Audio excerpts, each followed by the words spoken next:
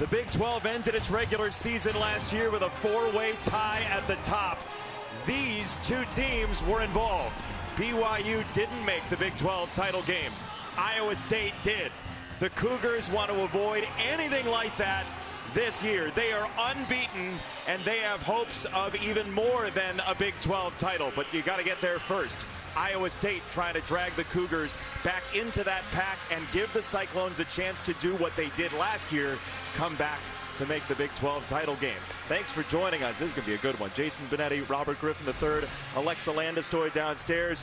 When we left you in Provo last week, you said BYU, the ceiling is national championship contender. Yes, and I still believe that. But in order to convince the entire world that that's the case, they have to play a full 60 minutes of football, start fast, and finish strong. And for them to do that, it all starts with their young freshman quarterback, Bear Bachmeier. This guy is an explosive runner. Anything that he can possibly do to go score, he's going to do it. Jump over guys, juke them, run through them. He leads the Big 12 for quarterbacks in rushing touchdowns with 8, and he's decisive as a runner as well and a thrower of the football. He puts his foot in the ground. He's going north and south. And right now for BYU, they have never beat Iowa State.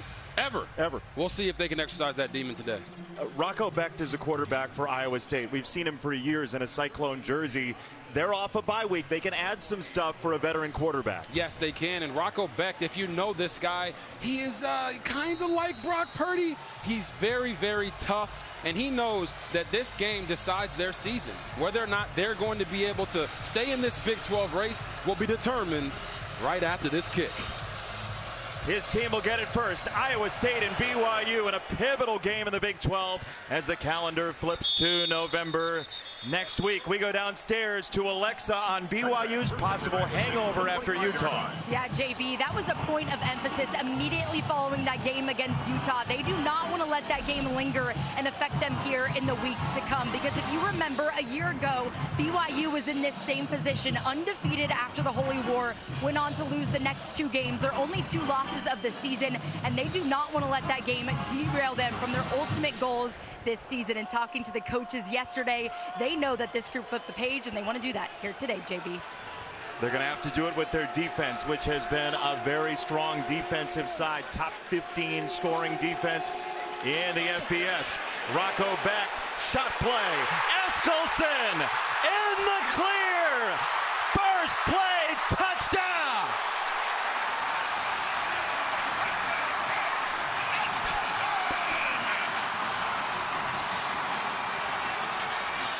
Holy guacamole.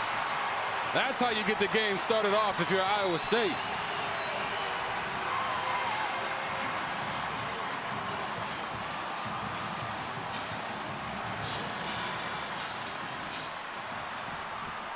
Taylor Mauser, the offensive coordinator for Iowa State, tells Rocco Becht, go be a gunslinger. They want their players to feel excited about the play calls. So what do you do to get their mojo back? You take a shot first play of the game. To Brett Eskelsen, the sophomore. So you're going to see Brett Eskelsen motions across the formation. They get Fatuala, the safety number 11, in man coverage and run a stop and go route on him. And anytime you have a safety in coverage with a corner blitz coming, the wide receivers are licking their chops. Watch him. Just a little head fake to keep his momentum going forward, track the football, and then go score, young man. Go score. Well, you kind of got the feeling that after kind of grinding it out with the run game and losing a few games before the bye, that maybe a shot was coming early. Play number 1 from Taylor Mauser that he dials up for Becht to Eskelsen is 75 yards to absolutely wire this stadium. And they're just playing on their football IQ. They brought that corner blitz knowing that the receiver usually looks quickly and gets that pass. Not this time, buddy. You come downhill, we're going over the top. Cody Hagan on the return for BYU. This is a very resilient team. Hagan has some space And he's across the 30-yard line. If you didn't see him last week running over Utes in Provo, here is Bear Bachmeier. You may have heard of his brother Hank, who played quarterback at Boise State, among other places. But that 2-year-old picture of Bear Bachmeier was when they started to realize that he was going to be an athletic prodigy. Went to Stanford, coaching change, ends up coming to BYU May, June. First true freshman to start 7-0 in the FBS since his brother. It's a whole family thing for the Bachmeiers of California. Yes, it is. They understand what it means to be tough. He said his demeanor comes from growing up in a house of chaos, and he's in chaos right now. In a heartbeat, L.J. Martin can break some tackles, and he gets a yard, and that's it. Caleb Bacon was in there. BYU's offensive line on that touchdown last week, Lapuaho was very involved. Yes, he was. Helped drag his quarterback or push his quarterback into the end zone, and he's ready to push some people around today. Then you talk about L.J. Martin. He's 5th in the country in rushing right now. He's got 5 100-yard rushing games. He only had 2 in the previous 2 years combined, so he is playing at a super high level.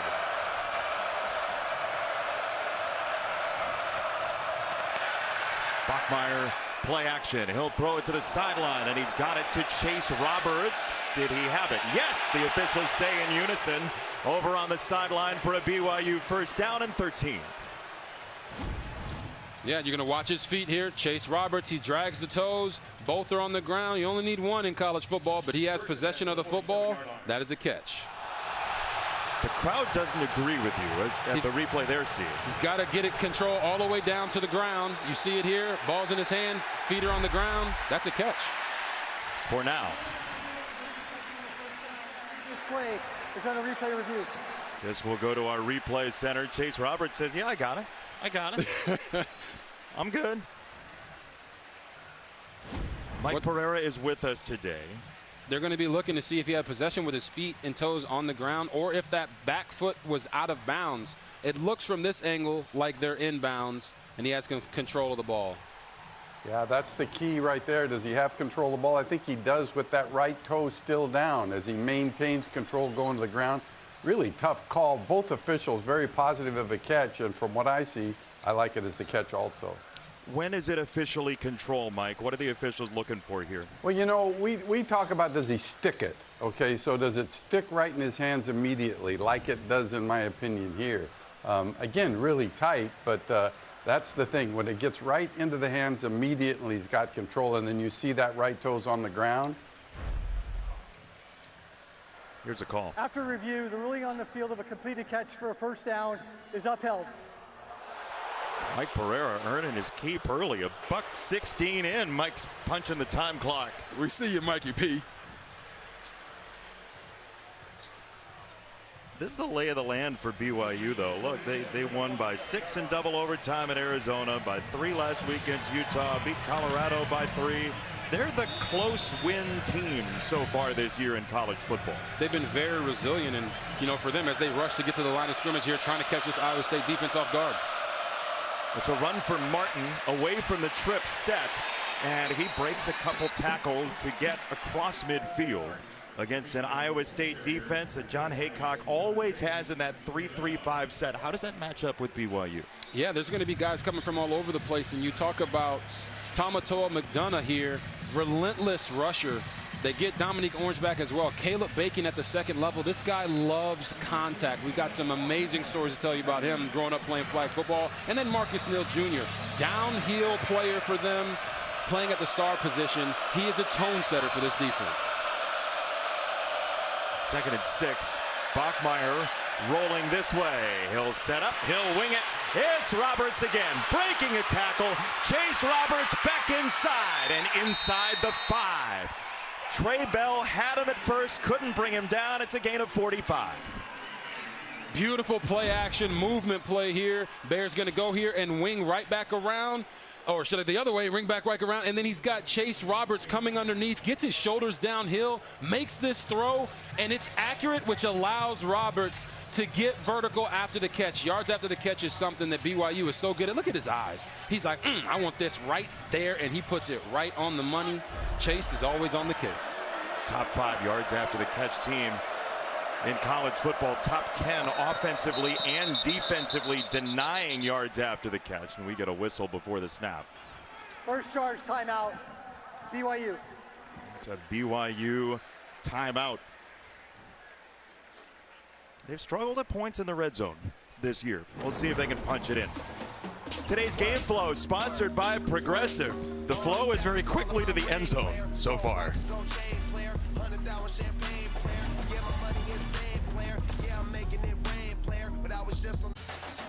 Fox College Football is sponsored by Geico. Switch and save. Get more with Geico.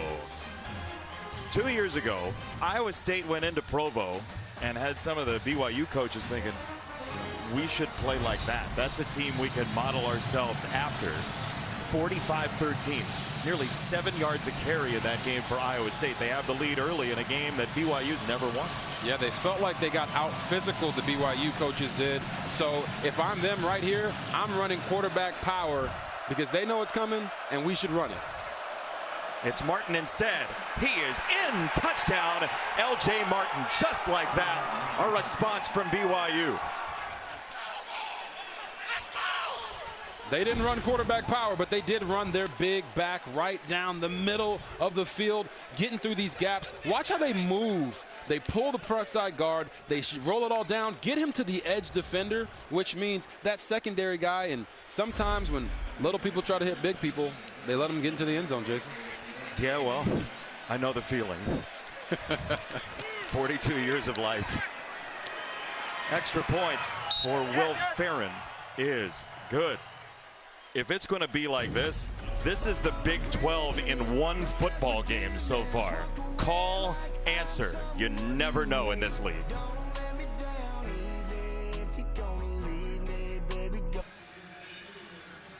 Our scoring summary sponsored by Modelo. Now recruiting full-time fans, please drink responsibly. For a BYU team that will sit on the ball and have some long, drawn-out drives. They got to the end zone rapid fire, 232, and LJ Martin touchdown. Chase Roberts big on that drive. And this was huge for them because, as you said, 2 years ago, they got punched in the mouth and they didn't respond early in the game when they had made some mistakes. Here, the offense picks up the defense, and they're right back in it. Just like that. Back to zeros, and there's a fair catch for Iowa State. They'll get it at the 25. Back to the touchdown. Now, I want to show you guys this right here. You got Brett Eskelson going in motion, and as he goes in motion, it tells the quarterback, hey, we have zone, but then they bring the corner on this corner pressure, which means the safety becomes man-to-man coverage with the receiver on the outside. They're thinking, hey, normally they throw that short. This time he goes over the top, and no safety in the country would be ready to guard that. They got out-schemed right there, and Iowa State was able to execute with Rocco Beck getting a big-time touchdown. Both teams indicated that the receiver matchup and specifically the tight end matchup with Satuala would be important in this game, including his secondary mate, Tanner Wall. That's a run for Townsend, and he is dropped by Jack Kelly for a loss of 1. We didn't even get the chance to properly introduce Rocco Beck to this party because he ran through the door with a 75-yard touchdown. He is the most consistent starting quarterback in terms of starts consecutively in the FBS, and he hits Cooper Alexander for his second catch of the year. We're going to see a lot of multi-tight end with Bohr back at left guard as well. Yeah, Trevor Bohr missed the first 5 games. Coaches told us since he's been back in, this offensive line has been acting different in a good way. Then you got Abu Sama III. This young man might be the best athlete on the field, had 177 yards rushing against Colorado, and he's ready to truly put his stamp on this being his running back room. He had a huge gain in that BYU game 2 years ago. There he hops through a hole and gets stood up by Wall along with Alexander as Sarah was in there first. Nice gain for Sama. This BYU defense, we talked about Tanuvasa and the rivalry. This defensive line is nasty. Yes, very nasty, and they rotate guys in there to make sure they stay fresh to rush the passer. Here's another run, and Sama is not going to go anywhere. He's dumped by Satuala and company. It's third down. And you're going to see this as it comes out to the right side of your screen. You see Isaiah Glasgow, number 16, is going to show up right here in a hurry with the neck roll on. He gets stiff armed to the ground because Abu Sama said he's not worried about you right now. But the fact that you are able to turn that back into the interior of the defense is a good missed tackle, Jason. It allows for a 3rd down for this defense. Here comes Latui. He didn't get there. Instead, it goes to the sideline, and that is a 1st down for Iowa State and Gabe Burkle. So 2 tight ends have catches already. Gain of 16 here. Just a nice, they're going to run an out route and a corner route. Gabe Burkle gets in behind the corner, beats the safety, and who's Johnny on the spot? Rocco Beck throws it right in there in front of Tanner Wall, number 28 for BYU. Becked again on the money to the 32. It's Chase Sowell with his first catch. It's been mostly tight ends this year for Iowa State, but the receivers a couple of grabs early, including the touchdown. And this is what you do when you're a smart offensive coordinator like Taylor Mauser is. Hey, you've had some struggles at wide receiver. The guys you don't know what everybody has this far into the season. So what do? You come out in the first couple drives, you give them a shot down the field, and you allow them to feel a part of the game. Trust them, let them know that you believe in their ability, and now you've got Rocco Beck in rhythm. 2nd and short, typically a running down for Iowa State. Tendency-wise, it's Tyler Moore with this catch. That's just the 6th time all year they've thrown it on 2nd and short. They're breaking tendencies except for this. 3 tight ends have caught the ball already. Yes, and we might see up towards of 5 tight ends catch the football today. This is essentially tight end university. Look at that. 3rd in the FBS in receptions, 1st in receiving yards. If you like tight ends, this is your type of game. Oh, there's a whole stack of them on the roster. And there they go in motion, like all of them. Bramer, Burkle, and Moore all flowing right to left in the formation. And they will run behind those tight ends with Sama, who's hit from behind by Satuwala. If you look, you talk about 12 personnel. That's 1 back, 2 tight ends.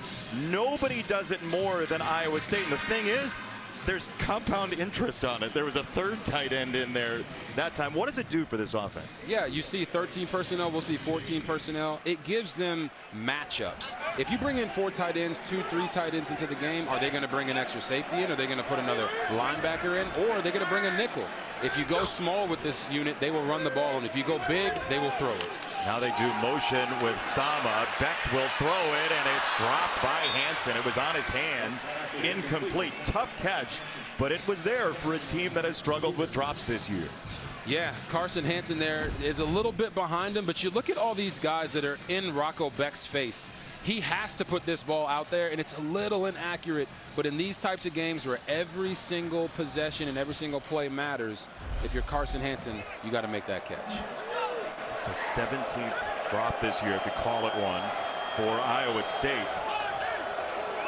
Aiden Flora in motion from the backfield.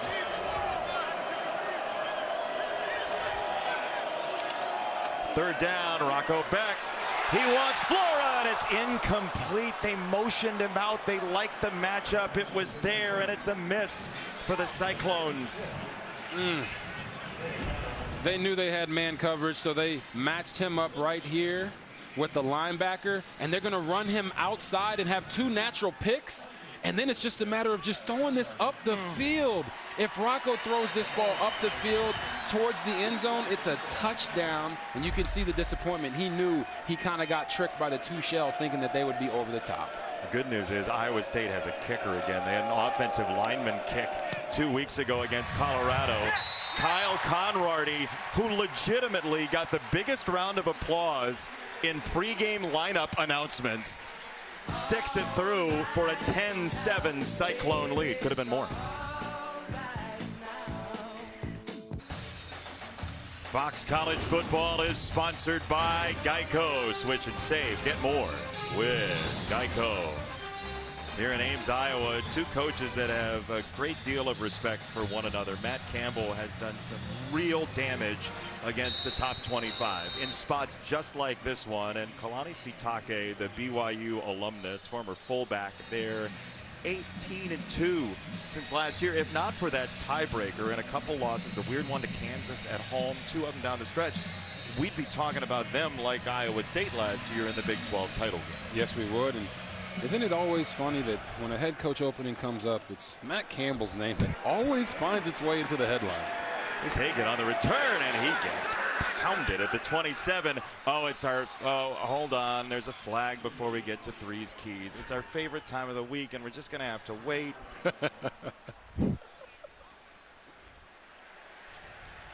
See what the marker is. During the return, holding, receiving team number 91, 10-yard penalty, first down.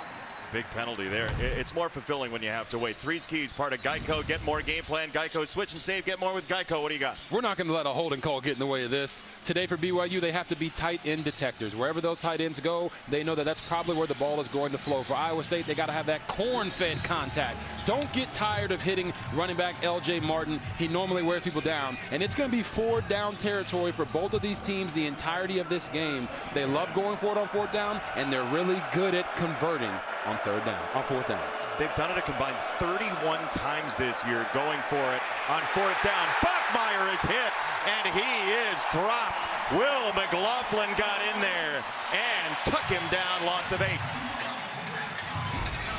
Yes, Will McLaughlin is coming off the edge. He's going to get inside.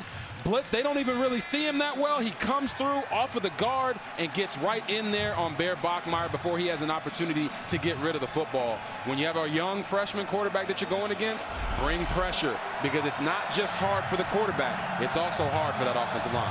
It's some of the contact you're talking about from the kids from Iowa. He's from Defiance, Iowa, Will McLaughlin. He was very defiant on that one. Play clock winding down to 2. Martin in motion, and we have a whistle. A marker in, and a false start coming.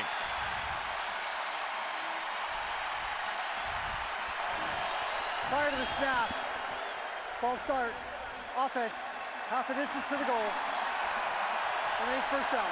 For as good, he Correction, means second down. Yeah, there you go. And for as good as his offensive line has been, false start and holding penalties have been an issue. They are in the bottom 40 of all of college football. 22 false starts and holdings this year. Yeah, and you don't want to continue to put yourself behind the 8 ball. And now they're even further into their own territory with that student section in the back going bonkers. Oh, and they're very fortunate the whistle came. It was an awful snap. Let's see what this is. False start. Another one. Offense number 11. Half a distance to the goal. Remains second down. You hear that crowd? They're just calling a false start on number 11, which is Parker Kingston. But this is a false start on everybody except for the center. You see, as Bear Bachmeier goes to clap, everyone else takes off and the center's late on the snap. They're going to have to switch over to their silent cadence, which they don't want to do because it puts the offensive line about a half second behind.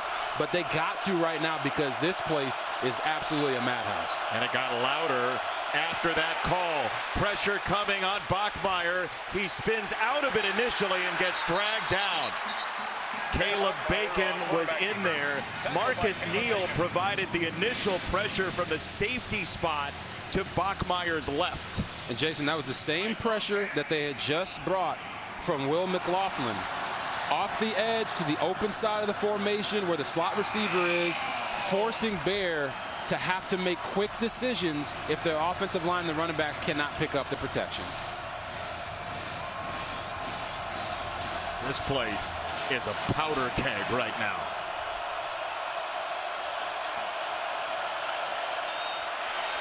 It's a handoff. It's Kingston. And Parker Kingston gets him out of that shadow of the end zone at least. They just needed some yards. And you see the back of his jersey. That's a metaphor for how it's gone so far for BYU. Yes, Iowa State wants to hit these guys from BYU every chance they get. They know that they're coming on the road after a very emotional Holy War football game where they came out victorious. And when we talked to Matt Campbell, he said, we want to attack the mentality of BYU. They're doing that right now with how physical they're playing. Yeah, so we just have to be aggressive everywhere. We have to attack everywhere. Sam Vanderhart a punt. Flora back to receive for Iowa State. He's at the 40, and he waves for a fair catch. It's a 43-yard punt and no return. And the Cyclones will have it up 10-7. And we've talked about how wild this Big 12 is. Who knows what the rest of this game is going to be. We still got 50 minutes left in this thing. It's already 10-7. Here we go. Fox College football is sponsored by Pacific Life, building confident futures for nearly 160 years. And by Ram Trucks. Nothing stops Ram. 3 weeks ago, Iowa State was BYU like they are now, undefeated. Rocco Becht has a first quarter career high of $122. And look, he's talked about a different type of leadership this year with some new receivers. That bye week has been very fruitful so far. Yeah, this is exactly how you want to come off the bye week.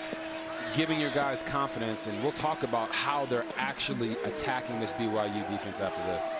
He'll throw it to the left, and he'll get it out for Alexander. You see Max Alford in at linebacker for BYU. Why, Alexa? Line was working with the trainers. I noticed he was holding his arm. He then went into the injury tent, has not come out. Still working with the trainers. His helmet remains with the medical staff. I'll keep you updated on his status going forward. Yeah, see Ale Acera out for BYU. Thank you for that update, Alexa.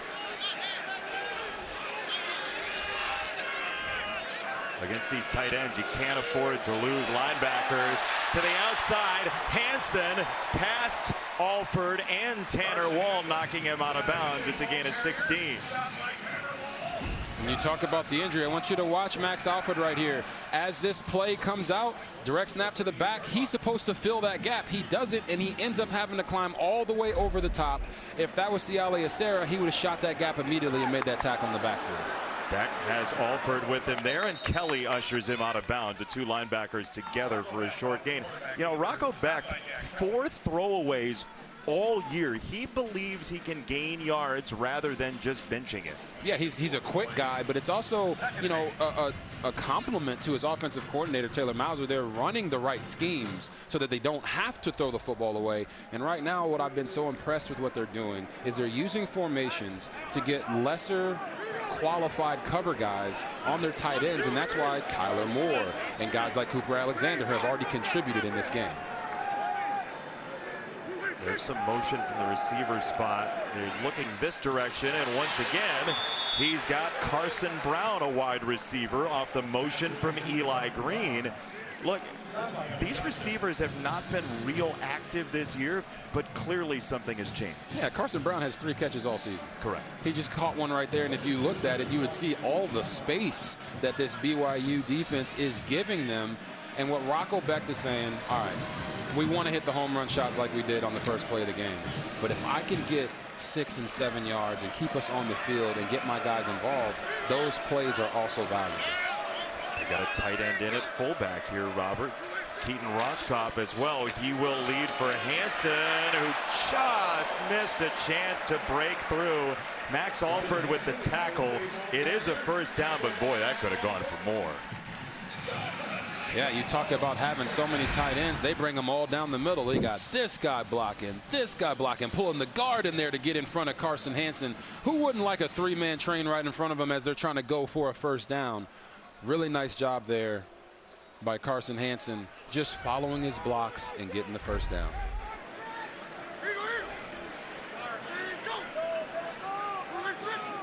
For the 27. It's a delay. It's Hansen. He's got the outside. Hansen first down and more. And he is brought to the paint by Wall again. Boy, these safeties are being forced into run stopping quite a bit so far. Yeah, they are. And they're going to pull the backside tackle and the backside guard to get out in front of Carson Hansen. And all he does is bounce it outside. He says, "Yay, Abu Sama ain't the only one who can bounce these runs." It's 10 players with a touch, by the way, for Iowa State so far. Here he is again. Hansen gets bopped at the 7 by Talon Alfrey. It is second down coming up. Right now, this Iowa State offensive line and all of their tight ends are leaning on this BYU defense. You can see it start to wear on them a little bit. They're going to have to wake up from last week if they want to come out here and actually shut down the run, because when this run starts rolling, Jason, their whole offense opens up. Yeah, it certainly does. And now you got more in motion. You have Bramer attached to the formation. You talk about those matchups. These tight ends are all in on a second down run. It is straight ahead off the spin. It's Hansen again. He's got a first down in the arms of Wall. But boy, Rocco Becht has options with this type of formation, does he not? Yeah, he does. And you're talking about duo blocks all over the place. Duo blocks. You're talking about guys moving and pushing, and they're not giving them free runners. And right now you see Tanner Wall right there, the safety number 28. BYU has to decide if they want to be catchers or throwers. Right now they're catching the blows instead of throwing them. Which is not what we saw last week against Utah. This is a highly physical, stout team. First and goal. Back to the ground. It is Hansen, and he is in. Touchdown, Cyclones.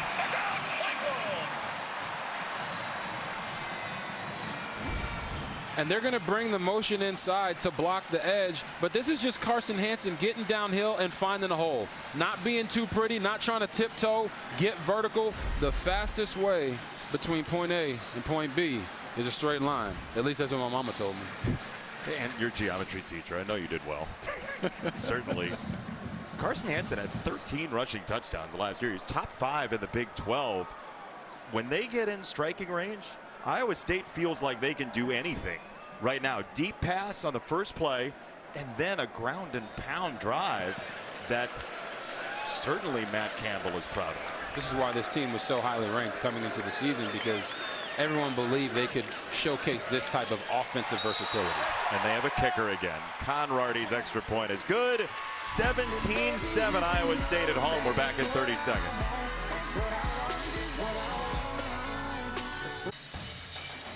(17-7) Iowa State with the lead. Carson Hansen touchdown. The Cyclones by 10 in this topsy-turvy Big 12. They haven't been stopped yet. They have not. And in pregame, I noticed the energy on the field was favoring one team, and it was Iowa State jumping up and down, excited about this. BYU has to wake up if they want to keep their undefeated season alive. Hagan gets an extra yard or two than a touchback would have gotten him. Oh, a little scuffle post play. No marker in. Everybody's saying I didn't do it. Somebody had to have done something. Oh, yeah. But we'll clear the pile and move forward. Bear Bachmeier and this BYU offense. Now, he saw some pressure from interesting spots during that last drive. Take us through, as we get to the line here, what he's looking at with John Haycock's defense. Yeah, 2 times on that last drive, they brought pressure off the edge just to see, hey, are their backs paying attention to this? Is the quarterback, is this going to affect him?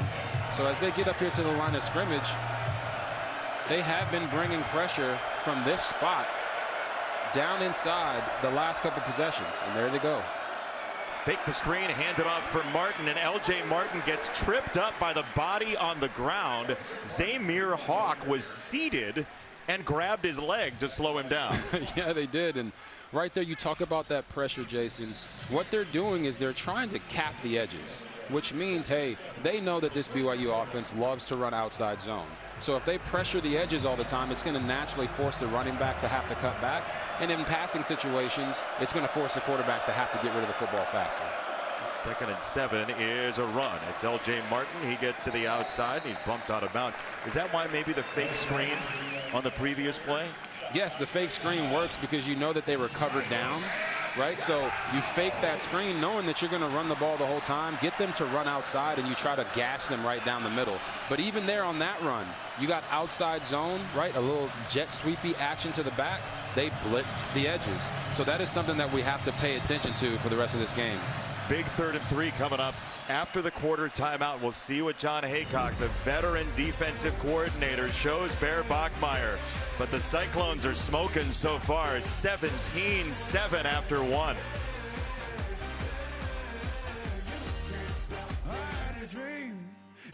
Well, Coach, 3 drives, 3 scores for this Iowa State offense. How can you slow Rocco Becht in this offense down here in the second?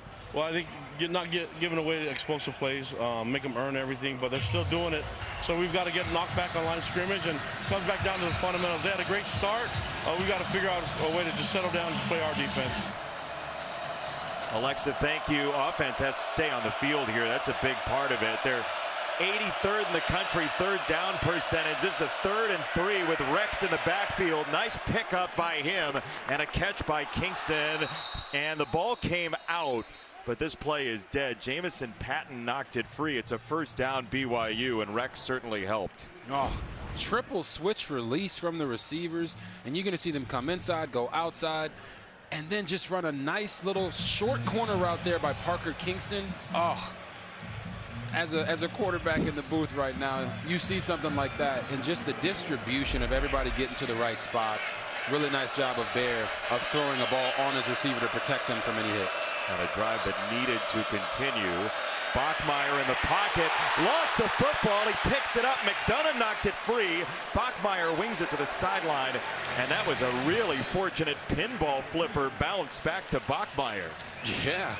We always say if you're rushing the passer, right here you see McDonough. He can't quite get there, but he gets a hand on the ball, on the arm, and that's why as a quarterback you gotta have 2 hands on the football as you're trying to escape the pocket. Right here, Bear's got 1. You see it, grabs the arm. Now it's way too easy for that football to become a little bit flimsy in there. Good job getting it back and not making a bad play worse. The Ivy League transfer, McDonough, has been a menace to quarterbacks this year. Here's that speed option. It flattened out, and Bachmeier with a run. There is a marker in, and Bachmeier, it took 3 guys to take him down. He is down. Cooper Ebel was in there along with Patton. We'll check the flag. It's back at the 42 in BYU territory. It's going to be a hold on Gentry, it looks like. Holding. Offense number 75. 10-yard penalty. Replay 2nd down. So you saw Rex in. LJ Martin has gone to the locker room. Then you get a holding penalty on your right tackle, Gentry.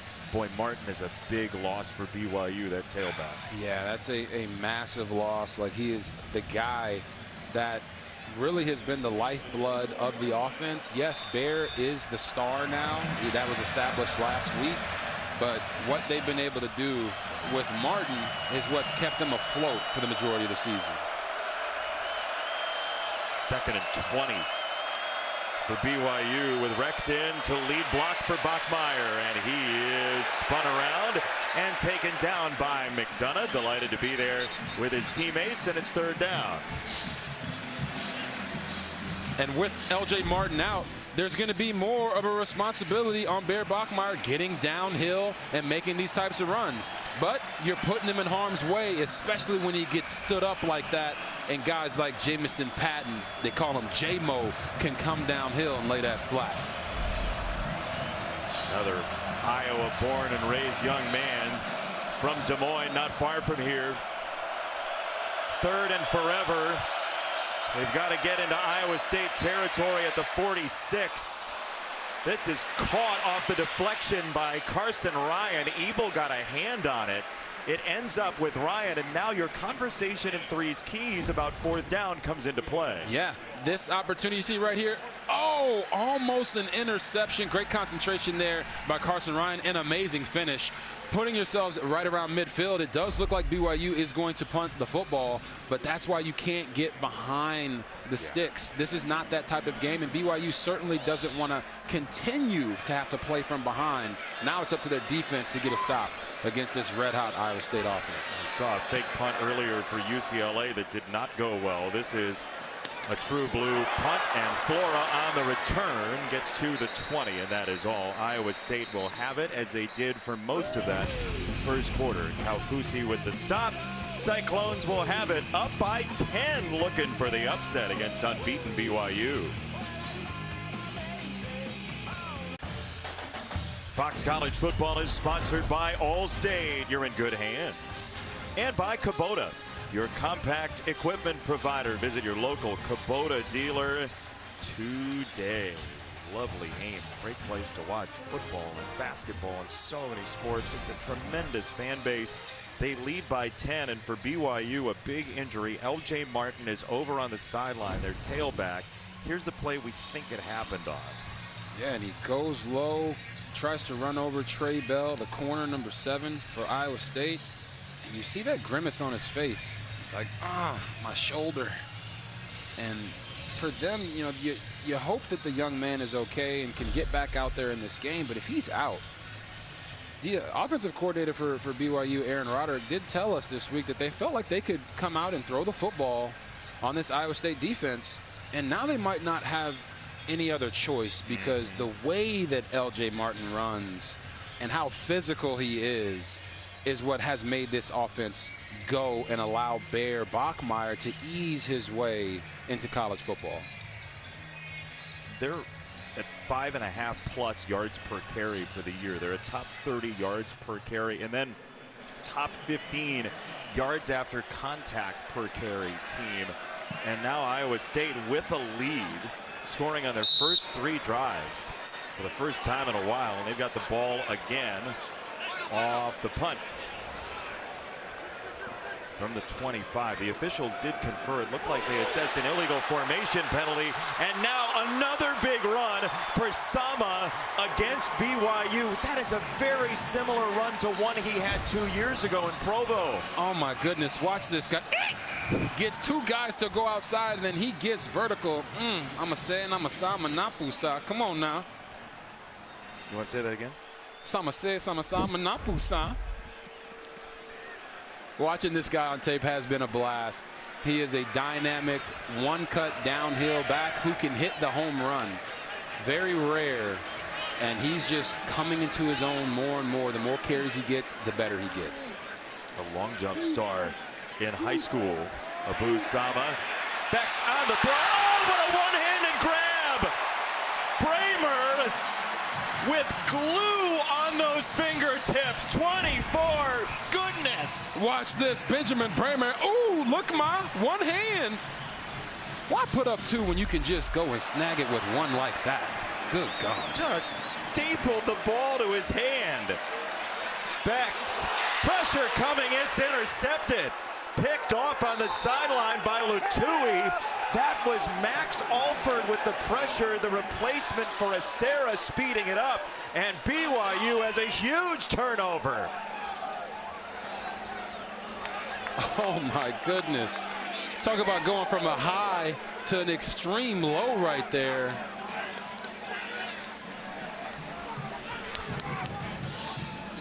Logan Lutui says he's just going to be Johnny on the spot after the pressure from Max Alford. Hey, you going to throw it to me?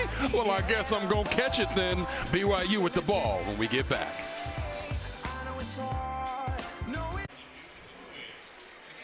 Don't want to miss an upset?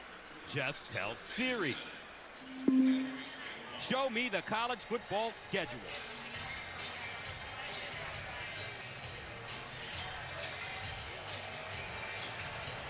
17-7 Iowa State, but a turnover from Rocco Becht. The pressure from Max Alford, Logan Lutui with the interception, and BYU has a chance on the ball. It's a handoff for Rex, and he is sliced down immediately. Back to the pick. Yeah, and you're going to see Max Alford here. He's going to bring pressure here. Logan Lutui is going to drop out.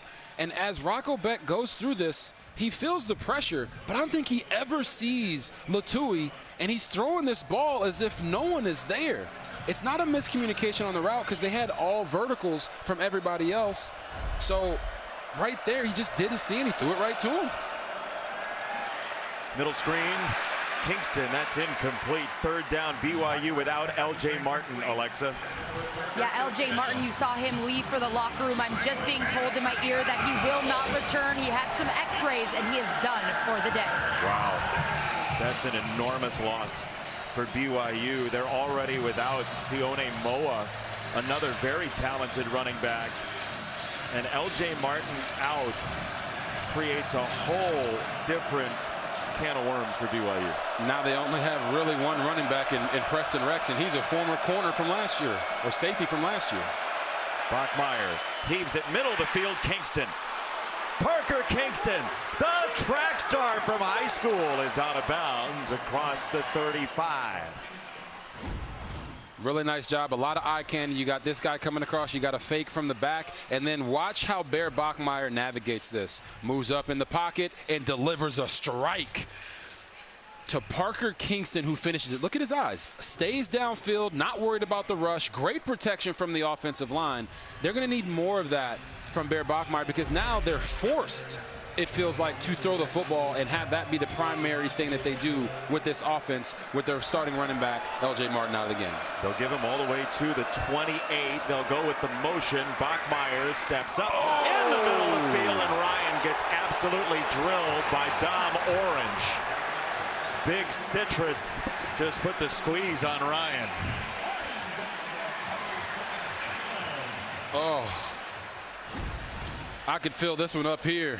He throws it to Carson Ryan, and boom! Big Citrus looking like the Kool-Aid man out there. It's not a wall he ran through. He tried to, but the wall won. That's a person.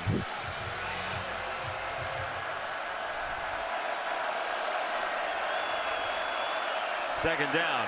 Pressure from the safety spot. They'll get to Bachmeier. He is sacked.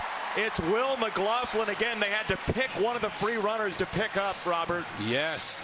They end up bringing Will McLaughlin from here and the safety right here, Marcus Neal Jr. You got to block one of them. They didn't block two of them. And because of that, Bear Bachmeier ends up on the ground. Now, offensive coordinator for BYU, Aaron Roderick, is going to have to start talking to Bear about making some of these protection adjustments, especially if he's getting two to the side of the back. He won't have an opportunity to block that. Now you see this six-up look that Iowa State has been known for. BYU has to determine who's coming and who's dropping.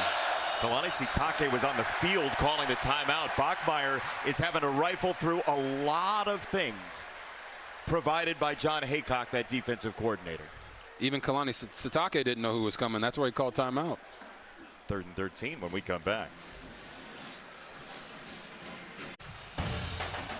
Fox College Football is sponsored by Geico. Switch and save. Get more with Geico.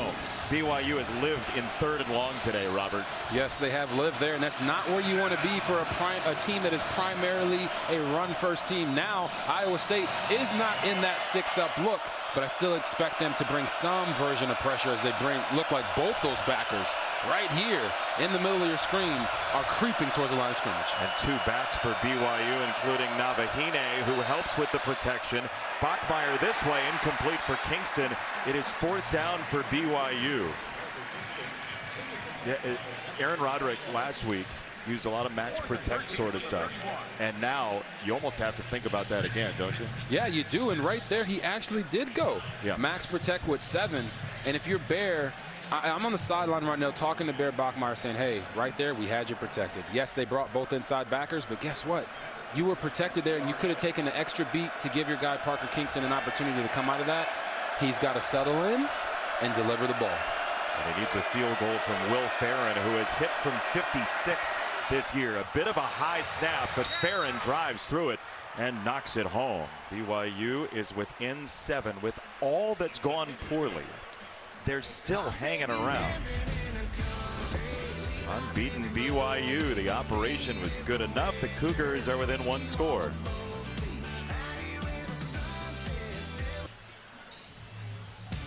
Last night, the Blue Jays made a monster statement to take Game 1 of the World Series. Now Shohei Ohtani and the Dodgers look to even that series. Game 2 coverage of the World Series begins next, right here on Fox. That place was insane last night in Toronto. It's insane. It was. What do you think the Dodgers need to do to get back on track? I think they got to figure out how to get that top of the lineup on track. Like, put pressure on the Blue Jays early in this game, like Iowa State did, with a 75-yard touchdown on the first play from scrimmage.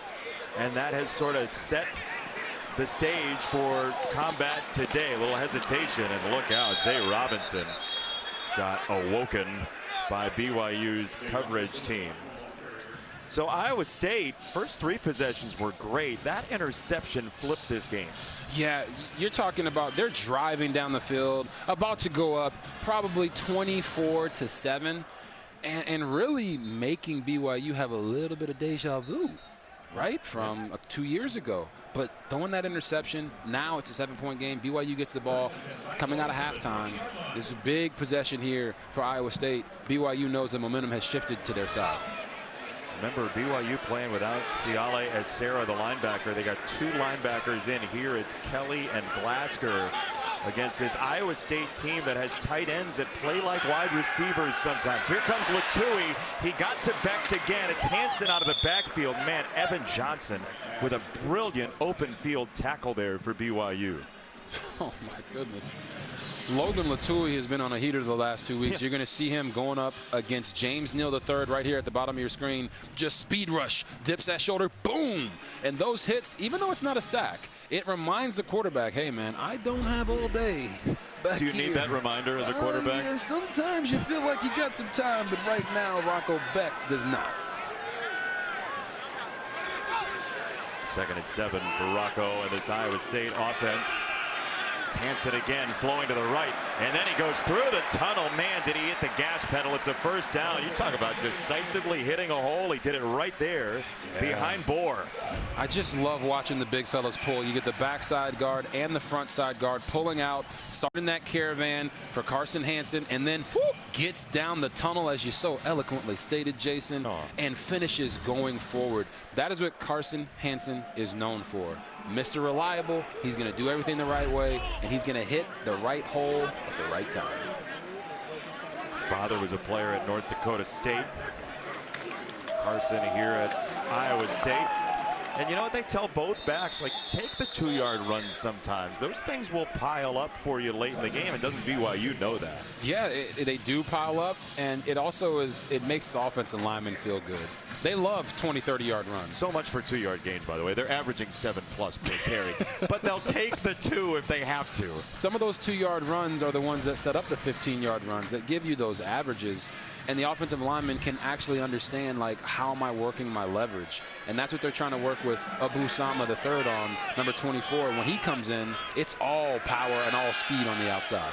Clean pocket. Becht over the middle. Burkle, the tight end. Oh, Jack Kelly spins him down. The former BMX biker with another exceptional play. Yeah, you're going to see Jack Kelly right here. He always does a nice job of getting deep into coverage and then attacking downhill. And he talked about working on his open field tackling this offseason, making sure he broke down and didn't cross his feet over. Right there, that's teach tape for how to make a great tackle in the open field. He's a great pass rusher, but they do want to have him in pass coverage as well for plays like that. So you have to figure out every play how to use him if you're Jay Hill. 3rd down for his defense. Becht, oh, soft spot right in the middle of the defense at the 45 for Burkle again on Kelly. It's a gain of 9 and a first down. Man, those over the ball throws, sneaky good plays. They get Burkle on another triple release by the bunch receivers there. He just gets to his spot, understands when he's open. That's an undervalued quality for pass catchers. It's not just about catching the ball, it's also knowing when you are open. And he got his eyes back to the quarterback and made it an easy play. Doesn't every receiver think he's always open? Exactly, and that's exactly what I'm getting at. Sama back in. Looking for a big play. He's got it. Sama, a little hurdle to the 40-yard line. The ball came out. He is down. It's a gain of 14. We almost got that long jump technique that you were talking to him about yesterday. Yeah, he is a state champion long jumper, and you're going to just see this guy gets all the way to the outside. Number 70, Trevor Bohr. He ends up blocking Jack Kelly, which springs Abu Sama. And I don't just mean springs him for that long jump right there, but springs him into the open field. And I just love the fact that this guy did track and field, state champion long jumper, and there's so many qualities of a long jumper that also attribute themselves to being a great football player, and we'll talk about that after this play. You saw the runway there. That's a direct snap. It is Hansen on the run. Oh, that's nifty. How about that? That's the second direct snap that they've done directly to Hansen. Just the timing that you have to have for a running back, knowing, hey, this snap looks like it's coming to the QB, but it's actually coming to me. And they're running Rocco Becht on a little wide zone. How about Boniface, though? You have to put that in the perfect spot. as a center, don't you? Yeah, I mean, if I'm the center, I'm saying, hey, guys, I'm snapping this thing straight. Whoever catches it is on you guys. I think he's a little more precise than that. Hey, somebody grab it. He's a great basketball player growing up. Boniface was, by the way. He was a center. Timeout, Iowa State. Timeout, Iowa State. Well done by the big guy. Back in 30 seconds. You were talking about that direct snap on the air like you had run it before. Have you run that before? Yes, we have. My center in college named Philip Blake. He was a Canadian.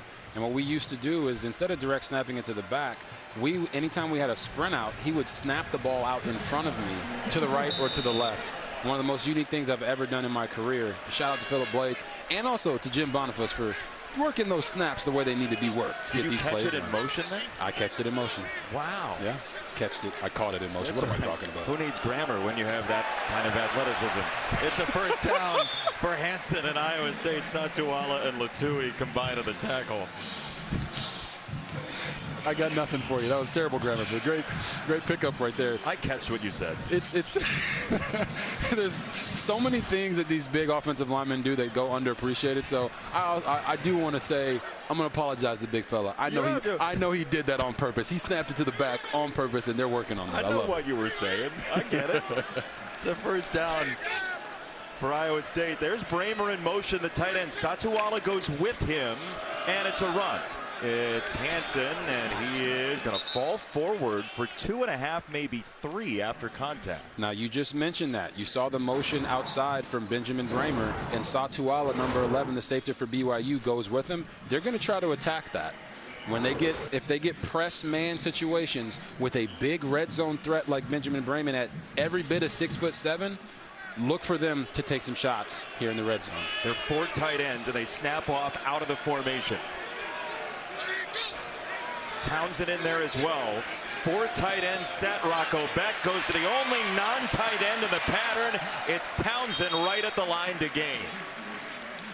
This is a nice choice route by Xavier Townsend. He's right here. He can go in. He can break out. He can sit it down versus zone. He sees that no one's inside. I'm going to go get that first down and get my shoulders down. Nice job by the quarterback and the receiver being on the same page. They're going to mark him a little bit short here. It looked like, based on where the ball was, that they could give him the line to gain, but they are going to say he's short. Now they're going to look at it, I think.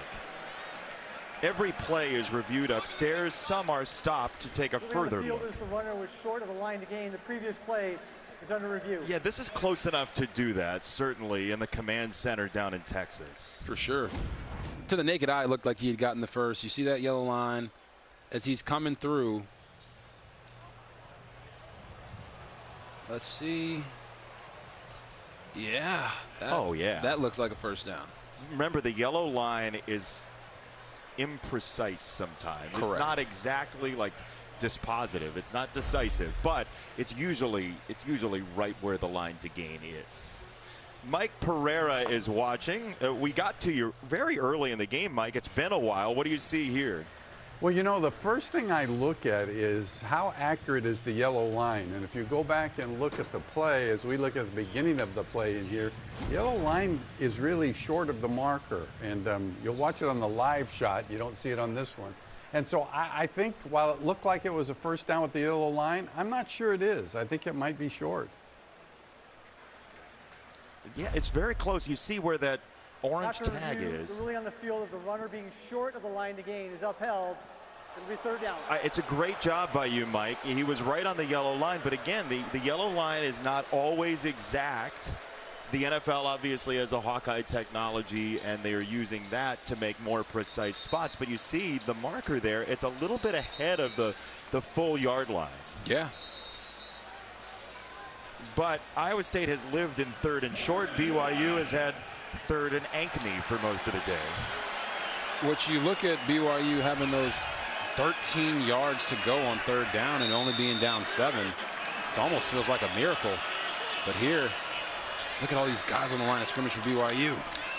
Short toss. Hansen to the outside. He turns it upfield. He wants to score, and Tanner Wall puts up the blockade. It is 1st and goal for Iowa State. They love that toss play. Got to show love to the big fellas up front. You're talking about Dylan Barrett pulling outside. You get Carson, he reads it one gap at a time, and then sometimes you do have to bounce it. And they are picking on Satuala right now, the safety number 11.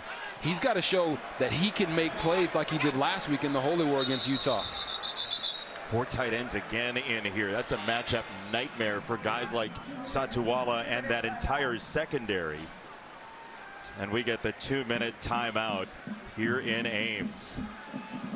Boy, what interesting strategy and tactics personnel-wise all game long, and a huge one in the Big 12 race in late October.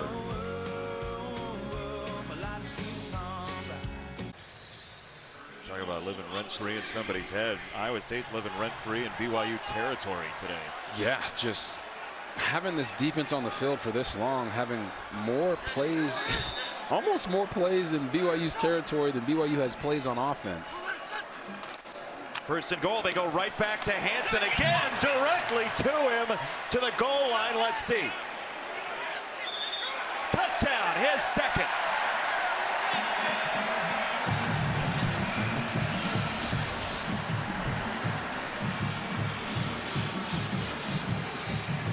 Straight there.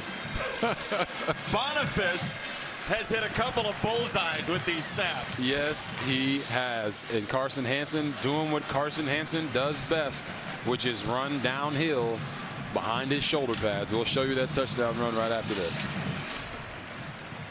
Most popular man in Ames first, Kyle Conrarty, back from injury. I mean, Matt Campbell's offensive coordinator, Taylor Mauser, was taking some kicks in practice because they were so low on kickers. And it just frees up so much for this offense, right? You now feel like you have points when you're in the 40-yard range rather than having to go for it and all the stress that comes with that for a quarterback and an offense. Yeah, you just feel like you have guaranteed points once you get to a certain point. And just seeing points go on the board as 3 makes your offense feel good about themselves, knowing that they have positive momentum rolling. Conrarty got it. Back to the touchdown. Boniface to Hansen. Yeah, you're just talking about Carson Hansen getting downhill. You talk about the center and the guard double teaming here to move. Big people movers. Hansen running so hard, he knocked his own guy down on his way to the end zone. Left tackle James Neal III.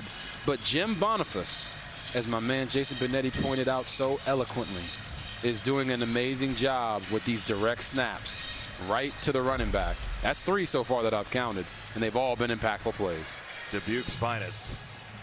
Bullseye after bullseye. Boniface to Hansen, who's been such a touchdown maker for this Iowa State program. Remember, they were 5-0. They were rolling out of the gate. They win in Dublin. They won Cy-Hawk this year in another low-scoring game. And then they ran into some trouble with Cincinnati and Colorado. But Iowa State is very much still in this race in the Big 12. Yeah, you know, there were some people out there that thought that they weren't very good because once they got into the thick of Big 12 play, they were struggling to finish those games. But nothing like a bye week to reassess, self-scout, and figure out what can we do best. And they're putting their best players on the field, and it's those 4 tight ends. Hagan on the return, goes left. Hagan's got some room. And he's out of bounds just short of the 40-yard line as we check in with Mike Hill to see what's coming up on the State Farm Halftime Show. Mike. Coming up on the State Farm Halftime Show, Alabama finally gets an unranked but still tough opponent. Texas Tech tries to get back on track again without its quarterback Behren Morton. And could number 2 Indiana actually be the best team in the country? Jason and RG3, they have looked very good. See you back. Oh, the postmarks from Columbus are coming Mike's way soon. Yes, they are. They're coming my way, too, because I've been saying it for weeks. Indiana's the best team in the country. Wow. Bachmeier on the roll. He'll drop it off. Nabahine, who's in part because of the injury to L.J. Martin. He is taken to the sideline by Neal. 1 timeout for BYU. They do get it out of halftime here. Yeah, and if you're BYU, we've talked about it ad nauseum thus far. Without L.J. Martin in the game, you got to find ways to utilize your screen game, even against this 3-3-5 defensive Iowa State that makes it difficult, so you can supplement the runs that you were getting from L.J. Martin and still get the ball out of Bear Bachmeier's hands quickly. Only 10 throws so far for Bachmeier. He's 6 for 10. That's a long pass. It's Navahine, and he's hit by Patton again. He's had a nice day tackling. 3rd down coming up, and now Iowa State, if you get a stop, you can think about a 2-minute drive for Rocco Becht, who's very good at it. Yes, you do, and right there, that was essentially a screen. It's a long handoff, an extension of the passing game, allowing Bear to look down the field, come down to his check down, and they're going to have to make this Iowa State defense run sideline to sideline with some of these horizontal plays to tire them out, but also so that when they do take the shots down the field, they have those one-on-ones that they're looking for. Bear's brother Tiger Bachmeier is in the slot on the left. Now he's alone over there with the motion from Roberts. Bear on the roll. He throws this way. He's got Kingston and a huge BYU first down. A gain of 15. You got Parker Kingston down here all by himself, running what is essentially a comeback route. Boom, boom. Brums right into his, turns inside on that, which is a beautiful addition to that route. And Bear rolling to his right, makes a nice, easy throw. Really impressed with what offensive coordinator Aaron Roderick is doing on this drive without his star running back, but getting his quarterback comfortable. Trying to stay the course here. Bachmeier throwing this way for his brother, and he's got it for Tiger Bachmeier to the 21. They grew up doing it. That's a gain of 17. This same exact route here that Parker Kingston ran, and Bear is showing you that he can make those throws on the run and from the pocket. We got Tigers and Bears out here in Ames, Iowa. This is an interesting one as we get close to the end of the first half. Bear Bachmeier running behind Ryan and his brother Tiger, who's now pushing him. Somebody please call animal control. He's to the 14.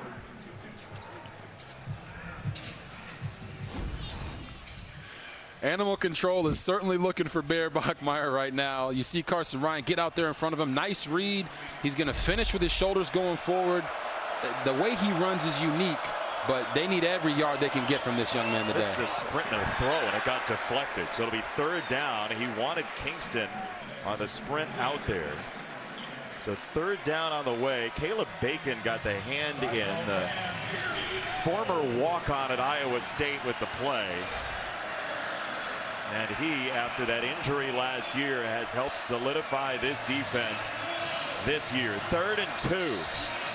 And this is a situation for offensive coordinator for BYU, Aaron Roderick. It's 3rd and 2. Is it 4-down territory for you? If it is, you should continue to look to run Bear down the middle. He's been very effective going north and south in these situations. He'll throw. It's Carson Ryan, and he lost the football. It's incomplete. The big hit on the edge. Quentin Taylor dislodged the football. And here is that 4th down decision you're talking about, Robert. Yeah, right here, Quentin Taylor comes in. When you get a guy trying to catch the ball underneath and get vertical, put your hat on the ball. Don't even let him get control of it. Try to dislodge the man from the football. He does a nice job of that. And that's why I would have ran Bear on that last play. Because if you get stuffed, you're probably still going to fall forward, and maybe it's 4th and 1. Now you're here in a 4th and 2 situation. And we get a timeout. Iowa State. It's Iowa State, but he pointed to BYU. It's like when somebody writes the word green in red pen, and they go, what color is that? I don't know.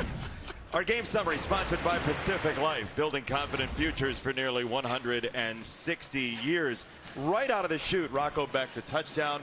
That kind of set the rules of engagement that BYU is going to play from behind today. Yeah, and that's exactly what Matt Campbell wanted to happen. They want this BYU team to have to feel like they're gasping for breath as they attack them all over the field.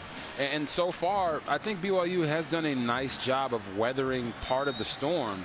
But whether or not they get this 4th and 2 will determine how they come out in the second half. Getting the ball out of halftime, 7 points here, gives them a chance to tie the game after the half. Iowa State has been one of the best 4th down defenses in the country. Opponents are 5 for 15 And they talk about a fourth down mentality, locking in, knowing that fourth down is coming.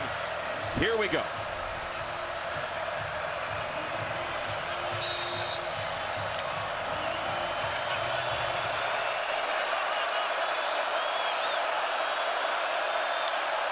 Bachmeier on fourth down. He's going to run. Bachmeier, a block from Navahine, and it's a 1st and goal for BYU inside the 10.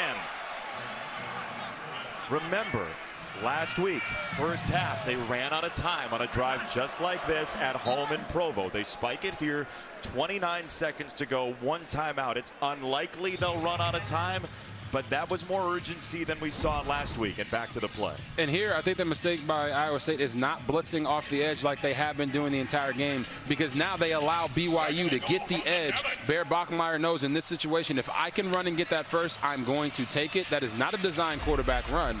That is what you call a quarterback taking the game into his own hands and saying, we're getting this. Family very tense.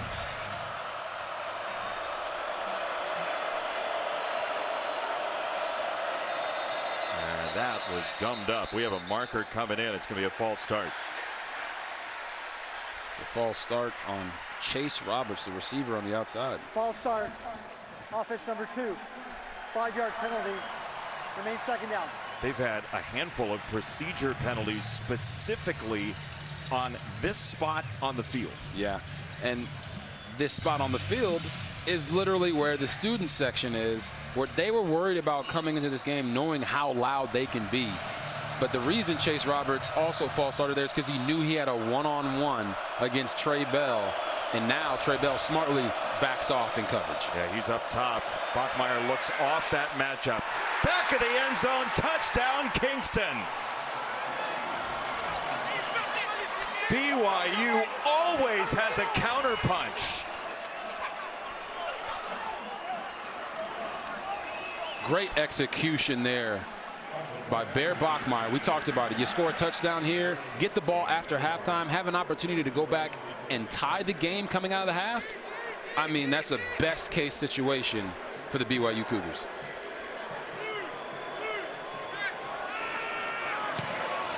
Extra point is good. Back to the touchdown. Now, I want you guys to watch. They're going to run a flat route by Carson Ryan, and Parker Kingston is going to get over the top and run a middle-of-the-field route. Bear Bachmeier takes his eyes to the top, brings them back, and unleashes the dragon right over the top of the linebackers. That 2-ball, Parker Kingston is amazing at finding the holes in the defense, especially versus zone. And right there, he allows BYU and this offensive coaching staff, as you see the excitement, that they know, all right, we're in this thing. Our guys are responding. Parker Kingston with a touchdown. We were talking to him yesterday. He was like, I was a tall guy for a while growing up. And then suddenly everybody got taller than me. I grew early, everybody caught up to me, but it leads to a wide receiver who has the ability to play big, but also know what he has to do in a crafty way against his own defense, and it pays off there for BYU in an 80-second drive.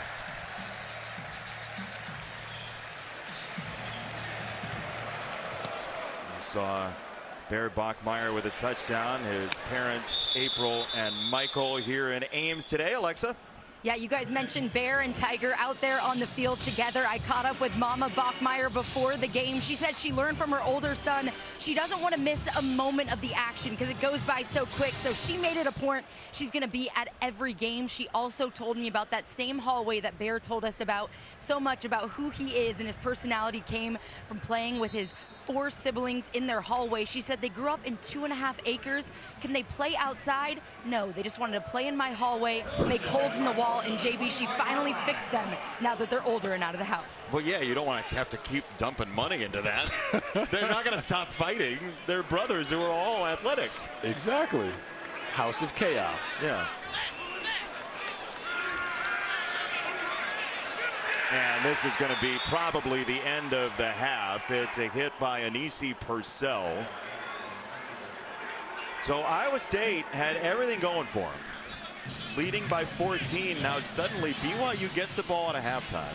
And they're going to go into the locker room trailing by 7. And it all stems from the interception from Rocco Beck when they were going in to make this game 24-10, and he throws an interception right to Logan Latui. So now you got BYU with all the momentum, and the response from Iowa State coming out of halftime will determine how this game goes. Into the studio, Mike, Chris, Bruce, State Farm Halftime Show coming up. Yeah, Iowa State a half away from knocking BYU from the ranks of the unbeaten, but it's a close game, 24-17 at the half. As we welcome you to the State Farm Halftime Show, that is Chris Peterson, Bruce Feldman, Mike Hill hanging out with you. BYU has got one of the best defenses in the nation, but they've already given up more points and yards in any half this season as we take a look at the State Farm halftime highlights, because Iowa State's offense, including Rocco Beck, has been very efficient, Coach. Yeah, he has. It looked like Matt Campbell and company used this bye week very efficiently on offense. They came out, scored on 4 or 5 of their drives to really get it going. And RG3 said it best. I mean, this thing was looking like it was going to be a runaway. And then the only mistake that Iowa State made, Rocco Beck, was that bad interception. And credit to BYU. I mean, they fight back. They got a heart of a champion. You know they're not going to go away easily. Somebody that's undefeated at this point, they're going to fight. Yeah. What's super impressive is Bear Bachmeier, the quarterback, true freshman. No LJ Martin today, terrific running back. 10-play drive to go close it out basically in the half. I mean, we know he can run, and he's going to have to probably carry the ball a lot more in the second half. But the receivers exploiting pretty much a banged-up ISU secondary. We'll see how this goes in the second half. Yeah, Martin, the Big 12's leading rusher, out with apparent shoulder injury right now. That was a big drive right before the half of BYU. They get the ball to start the second half. Second half coming up momentarily here. Meanwhile, Texas Tech's perfect season came to an end last week without quarterback Behren Morton. Red Raiders without him again today, hoping for better results against Oklahoma State. See Will Hammond getting the start once again. And Hammond looking a little bit better than he did last week. Jacoby Williams. You hate to see Morton out, but Will Hammond's getting such valuable experience playing in these games. Yeah, he looked so good against Utah earlier this season, and Texas Tech up 21-0 in that one. Baylor, Cincinnati, one of those teams in the Big 12 is a big surprise, undefeated in conference play. Tyree Walker getting in. Don't count them out. They may be playing for the championship as well. And then it's Evan Pryor, 17-0. Bearcats rolling over Baylor there. The Crimson Tide finally get a break from top 20 play, taking on a tough South Carolina team, though. Lenore Sellers and the offense really hurt themselves all day. Yeah, that's a gift for the Tide right there. Sean Jones in, Sellers getting inside Alabama territory. South Carolina was in Alabama territory all day long. Ty Simpson finally got his team in South Carolina territory, and it paid off. Josh Cuevas right there, 3-yard touchdown. Bama with a 14-6 lead. First ranked matchup between Missouri and Vanderbilt ever. Diego Pavia having a Heisman Trophy type season to Trey Richardson. That's a Heisman Trophy throw right there as well. That led to a Commodore's field goal right there, and we got a tight battle down in Nashville, tied at 3. Number 22, Texas, Mississippi State, Arch Manning had got injured early in the game, came back in, and, this gets into the end zone right there. Tying the game at 7, but Blake Shapen and the boys come right back. Sam West going north and south. Tying the game at 7. Then moments ago, Manning to his guy Parker Livingston. Yeah, that's been a combination. That's when Archie's at his best, getting outside of that pocket and finding guys. All right, Texas up right now 14-7 in the second quarter. Indiana's on a mission, y'all. Just Google what they've done under Kurt Cignetti. And today that mission continued in Bloomington against UCLA. Highlights from the second-ranked Hoosiers' pursuit of an 8-0 start. Coming up, are they the best team in all of college football? Well, Ole Miss dropped its first game of the season last week at Georgia, but today they bounced back nicely in the top 25 matchup at Oklahoma. Highlights coming up.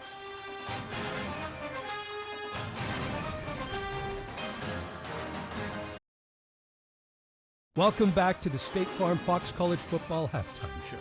Like a good neighbor, State Farm is there. Don't forget tonight, Game 2 of the World Series with the Blue Jays up 1-0 on the Dodgers. Bo Bichette not in the starting lineup after finally returning from a knee injury in time for Game 1. Coverage begins at the BYU Iowa State at 7 p.m. Eastern on Fox. Toronto looking good right now, y'all. Ole Miss, Oklahoma. Ole Miss trying to bounce back after that loss against Georgia. Xavier Robinson had other ideas, putting his team on top right there, 26-25. But Trinidad Chambliss has been a good story for Ole Miss this year. He's been a great story. For Division II transfer, wasn't expected to starter, steps in when Austin Simmons gets hurt, and he fits this offense and makes a ton of plays. And helped them win their first road game over a ranked SEC opponent in 8 years. UCLA hadn't won 3 in a row, but today it was back to life, back to reality. Yes, it was. Second play of the game, Nico Iamaleava picked off by Aiden Fisher to pick 6. Indiana up 7-0 and would be all Hoosiers. Fernando Mendoza doing it himself, making it happen. Hoosiers win again 50-66 with more from Bloomington. Here's Rob Stone and the Big Noon Kickoff crew. Curt Cignetti improves to 14-0 all-time at home as head coach of Indiana. They get a comfortable win over UCLA. Coach, the Hoosier team you saw today, do they have the ability, do they have what it takes to win a national title? Stop. We're talking about the losingest program in college football history, a team that when I coached here, there was no one here when I was with the Buckeyes. Absolutely they can, because it's the year of parity. Yep. This is a methodical team. Yep. Offense, defense, kicking game. They do everything right. One of the best coached teams I've seen in recent history. They did what championship teams are supposed to do today. They had a hottest team in the country, one of them. They won by 50 points, so they handled business. The depth is a concern. They got banged up a little bit in this game. Do they have the depth to make a run? I think we'll find out soon. To me, I feel like Curt Cignetti built this team from the inside out. They're tough on both line of scrimmages. They ran the football effectively and defensively. They put pressure on the quarterback. They got tackles for loss. I think this team is built for it. They just got to be able to win when the games matter the most. Yeah, and look, they've got a quarterback who's playing as good as anyone in the country right now in Fernando Mendoza, legit Heisman candidate. It's going to take some good games from him down the stretch, in particular in the Big Ten championship game, assuming they make it there. But this team has all the pieces. They have a little bit of luck to go along with it as well. Their fourth game of scoring at least 56 points on the season. Of their 4 remaining games, 3 of them are on the road. Coach Cignetti and company at Maryland next week and then at Penn State, but another W for the number 2 ranked team in the nation. Indiana may be the team to beat the nation, but is Georgia Tech the team to beat in the ACC? I think so. And that guy right there, Haynes King, dual threat guy, super tough. They execute and they play in a way that reflects the toughness of their head coach, Brent Key, the old O-line coach. Speaking of King, 7th straight game with a rushing touchdown. King getting it done. Georgia Tech 8-0 for the first time since 1966. Undefeated Ohio State is off this week, and when the Buckeyes return to the field, they only have 1 ranked team remaining on their schedule. But who ultimately possesses the biggest threat to the reigning champs? We'll talk about it. And Brett Eskelsen making a 75-yard TD catch right here. Iowa State rolling early. BYU making it close to 7-point game at the half.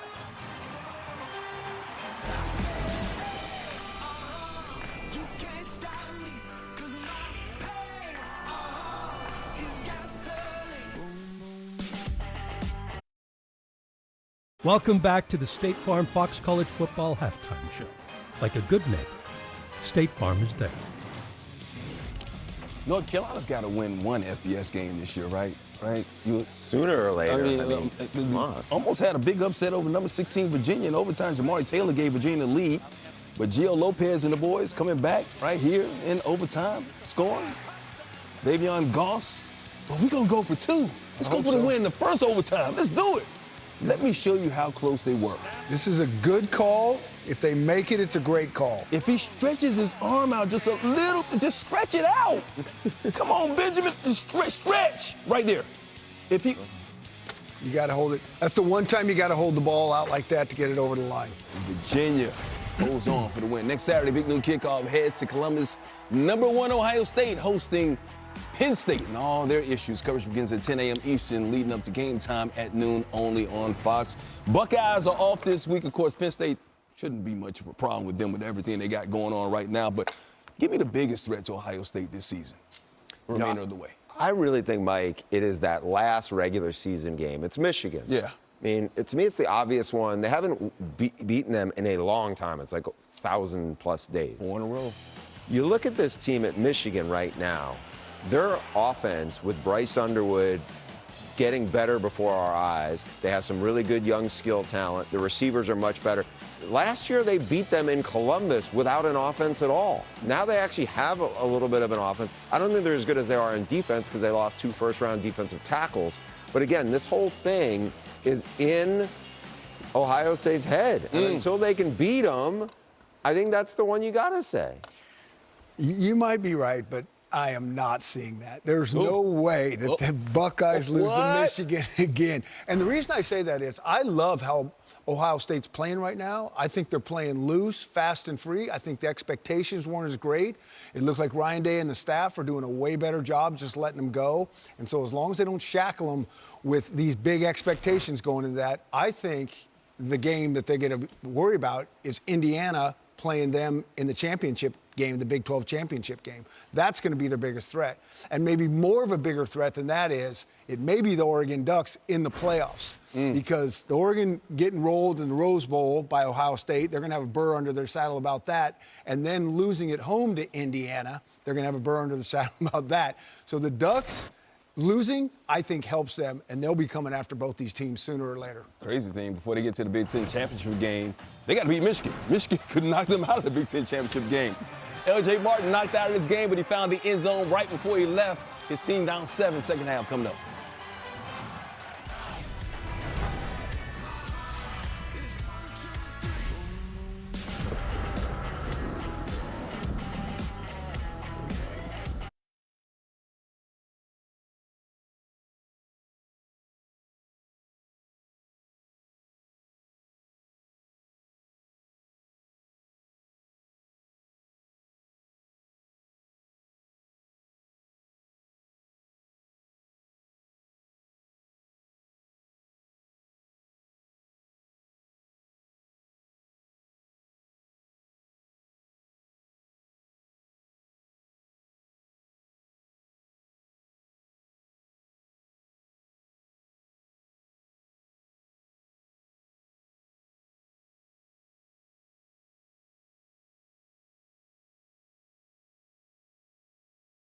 Yards for a touchdown is most of the difference for Iowa State in favor in this game, up by 7.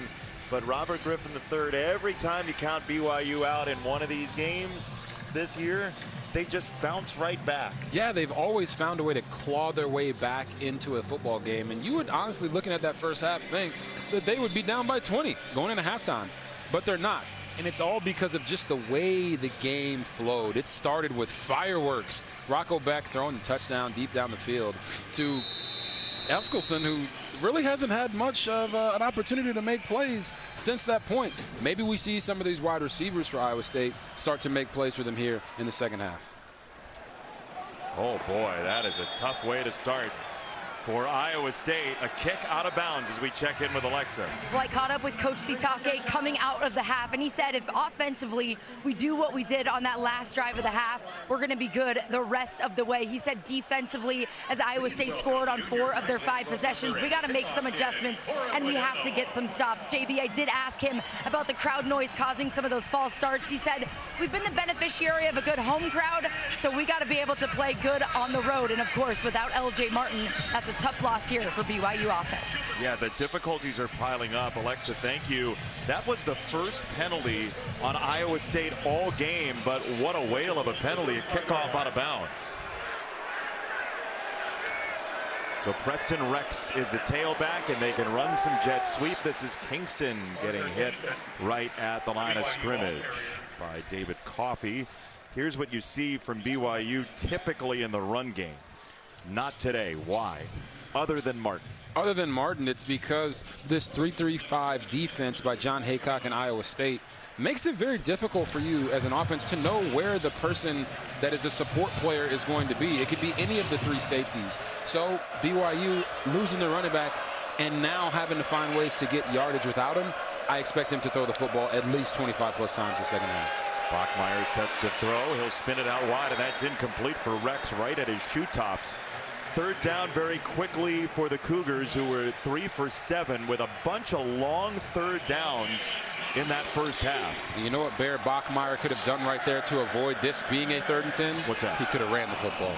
He threw that out to his receiver and dirted it when he'd probably still be running, almost hitting his head on the goalpost right now if he had just kept going down the middle of the field. Do you think it's the visual the defense is presenting him? 100%. When you have a clogged up defense in the middle, especially with all 6 of these guys all up at the line of scrimmage, I mean, that is a difficult visual for the quarterback. They rushed 4 and they almost got there. Bachmeier off platform, got it downfield to Roberts, and a first down for Chase Roberts. What a throw. Really good job of Bear Bachmeier here, just seeing the field. He didn't see it on the run, but he saw it on the throw. Right here, they left Chase Roberts on the outside. He just throws it to him. He's wide open. Maybe if he had thrown him deeper down the field, he'd still be running. But hey, after that dirt in that other ball, he'll take a completion for a first down. Take what you can get against his defense. It is first down to the 38 already in Iowa State territory. Bachmeier scanning, looking and firing this way. That drops right in there for Kingston, who took a shot.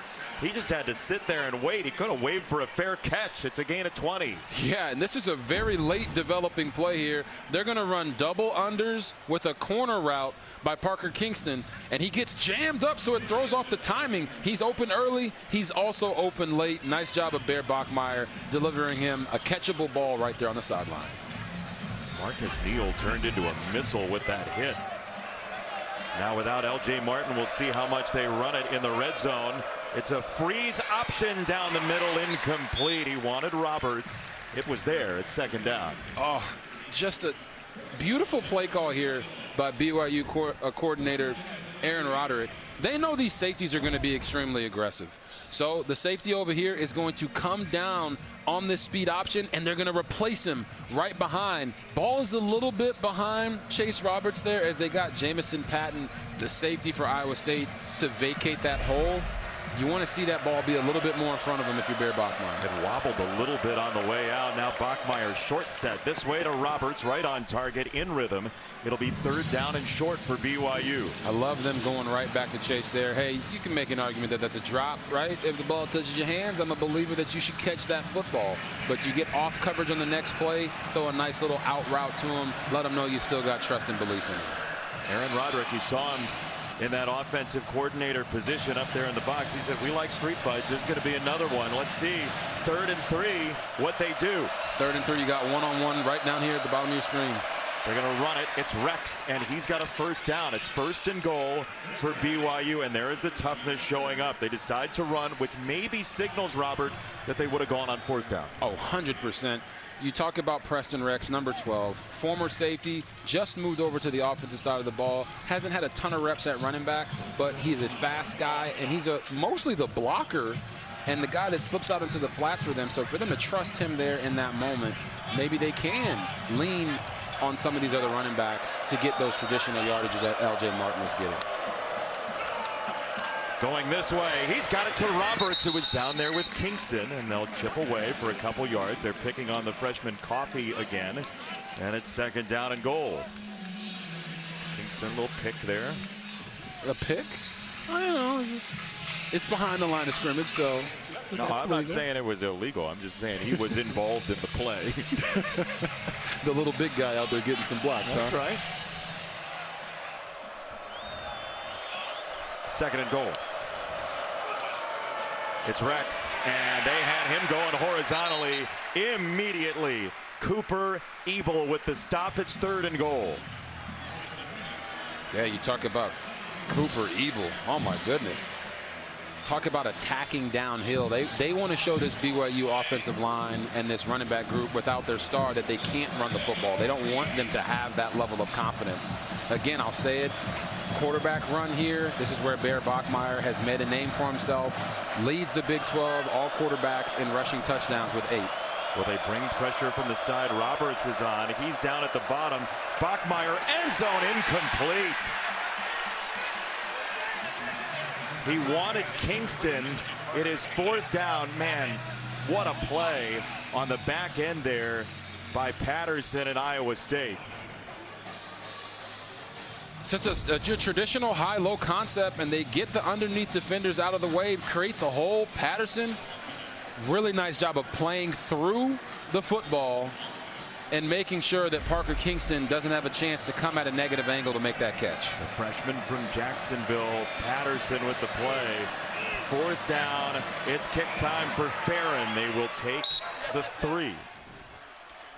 Iowa State down a bunch of corners, but Josh Patterson comes in and makes a really strong effort in the back of the end zone. Bear Bachmeier wanted more.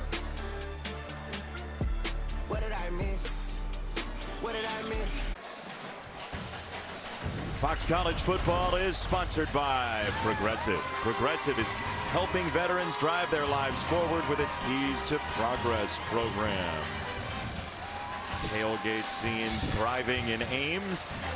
It's a 4-point game. BYU playing without 3rd-year linebacker Siale Acera, who really had started to come into his own. 31 tackles coming in, a legacy name at BYU. Max Alford has replaced him and kind of settled into this game, but that's a big loss on the defensive side. Yeah, especially here in the middle of the year. It's a battle of attrition. Guys are going to have that next man up mentality and go out there and produce for their teams to be able to win. In a rugged Big 12 that is so topsy-turvy, Flora will let it go. It's a touchback, and Iowa State extremely efficient in the first half offensively. Yes, they were. Rocco Beck noticed the corner blitz. Hey, the safety normally comes down on that, but today, no, he wasn't ready for the deep shot over the top by Brett Eskelson. But then Rocco made the single mistake in the 2nd quarter, throwing this interception. And then they got it back in blood with Carson Hansen getting back down to ensure that they continue to stay in the lead. And they're playing from in front. Don't have BYU quite as far behind as they would like them to be, but they have to find a way to get the momentum back on their side, utilizing all these different tight end sets. So the tight end Bramer in motion there. Here comes pressure again. Down he goes.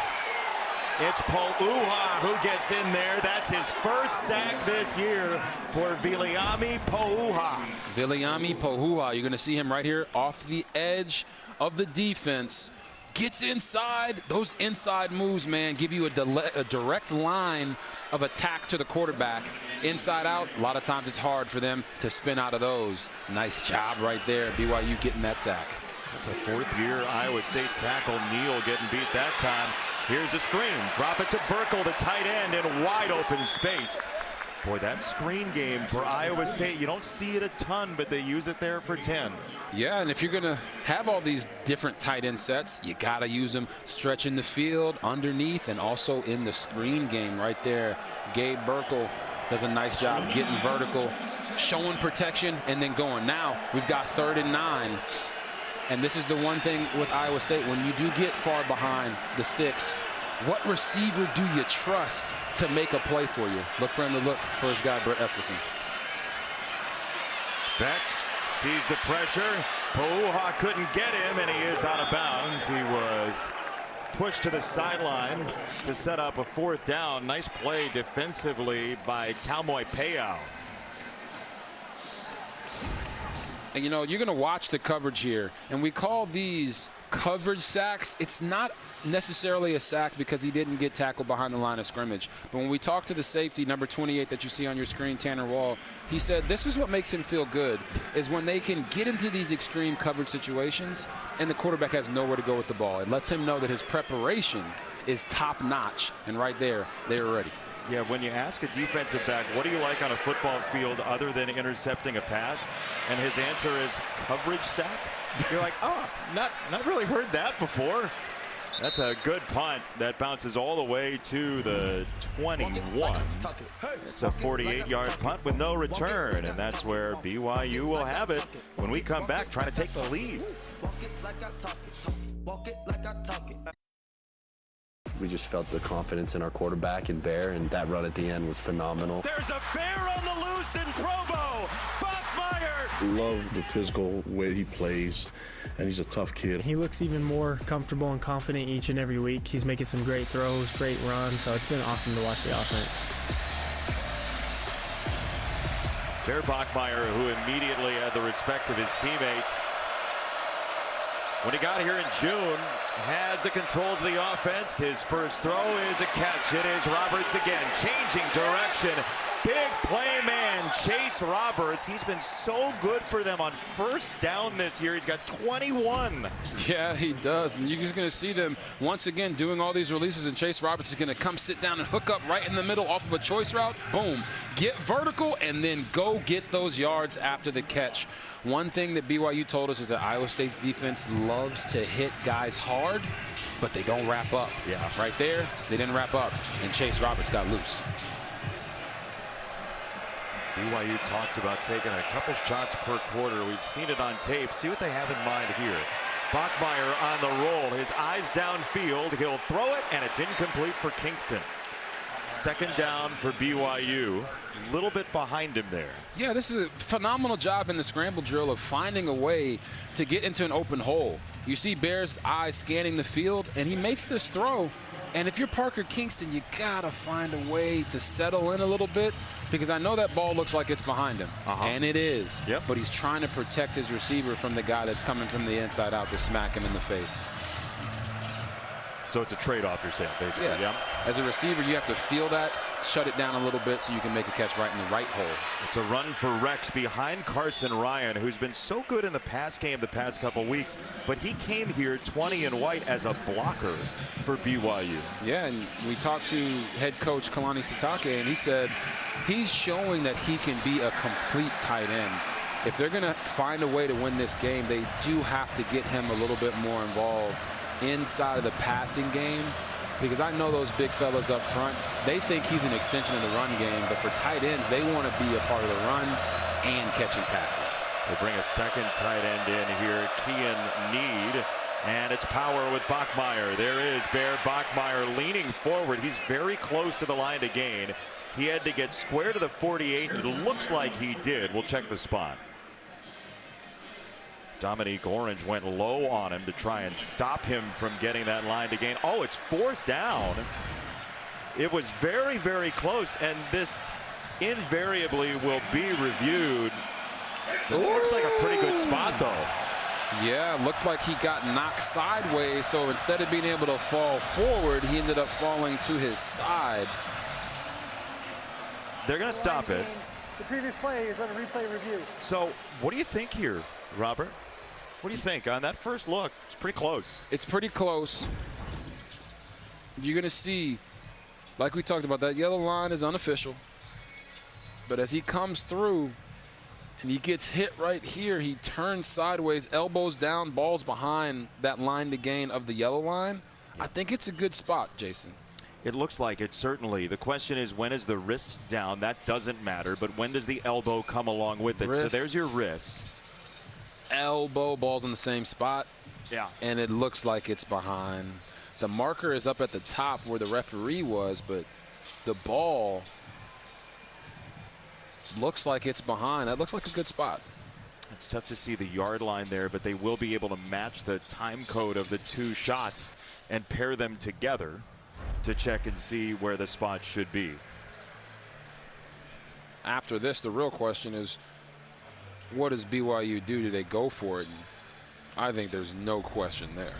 Yeah, especially when your head coach, the guy who said to us in the meeting last week, you know that guy who in Madden calls punt block as a defense just to see if it'll work?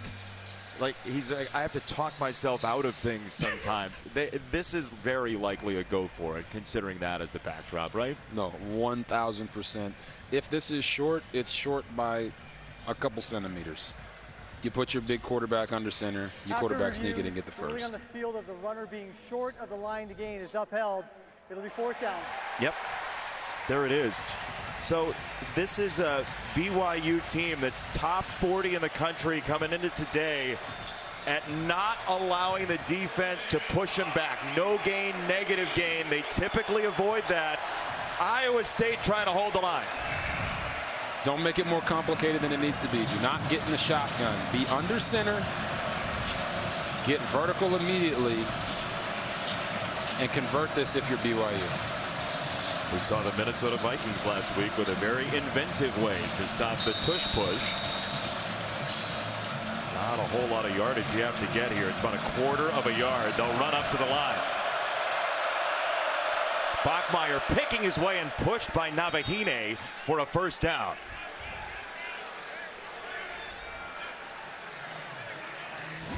They did exactly what we talked about. Bear's going to trickle this way and then get vertical, and Navahine, number 21, is going to come and push him in the back to get him across that first down line. Kind of gets his head bent back a little bit weirdly. You see, I can tell you, being at the bottom of some of those piles on these quarterback sneaks, it is not fun. Well, you got Lapuaho who ended up facing the wrong way. You know he doesn't like that. First down, BYU. Kingston in motion. Bachmeier scanning, loading up, he'll run. Bachmeier straight down the middle of the field. Bear, Bachmeier holding on, clasping those hands and getting bumped out of bounds by Coffey. It's a gain of 14. And they were trying to take this shot deep down the field to the motion man right here, Parker Kingston. And as he's not there, Bear steps up in the pocket. And then, as I said earlier, he's decisive as a runner. He gets vertical. He tries to make moves. He protects the football. First down. Really nice job right there of Bear Bachmeier as he gets pushed into the sideline. And look at Coach Matt Campbell right there. What a guy. Doesn't matter if you're competing or not. It doesn't change how you treat people. He picks him up on the sideline. That's right. You love to see that. Yeah, the golden rule. First down. Bachmeier rolling to the right. He throws to the right, down the field, incomplete for Kingston. Patton with some contact that looked like it was right on time. Yeah, he looked like he got there right on time. Parker Kingston's going to run a corner route. It's like a sail route from a cut split. Boom. Get vertical, stick the safety, get outside. And there's Patton right there. They get there kind of at the same time, and his eyes are on the football. So I think that is what gives him the benefit of the doubt right there. Good finish as well. Sometimes the defense is just better than the offense. That was a good play by Patton. Empty for Bachmeier. Short set, throw it this way. His brother Tiger has a catch to set up a third and short. And Tiger paid for it. He got a face full of coffee there. I think it was scalding.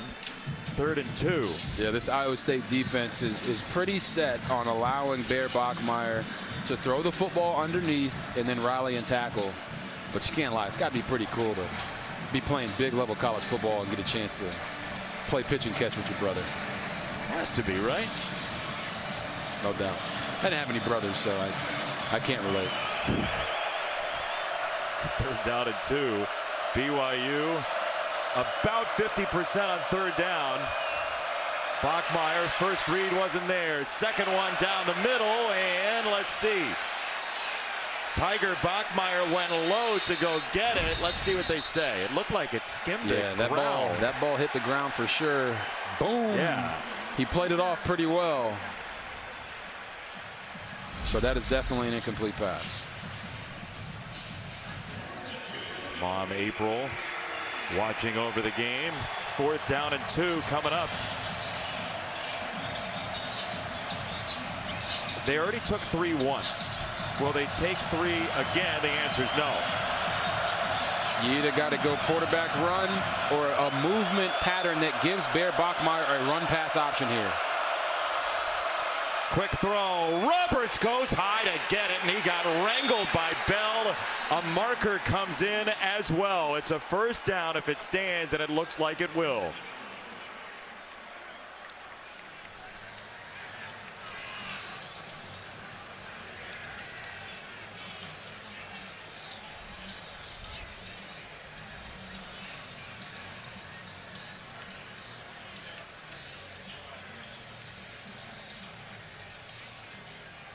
Personal foul, face mask, defense number 7. Half the distance to the goal, automatic first down.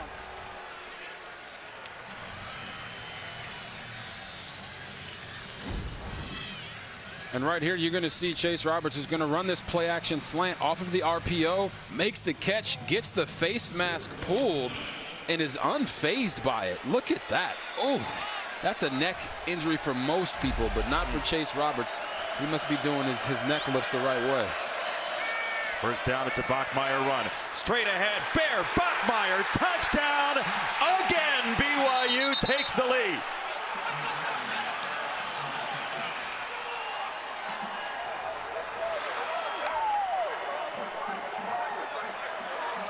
There's that quarterback run in the red zone that I've been talking about all day long. They're going to pull both the backside guard and the backside tackle. Lapuahu comes around and boom, hits Caleb Bacon. And then there's just Bear Bachmeier.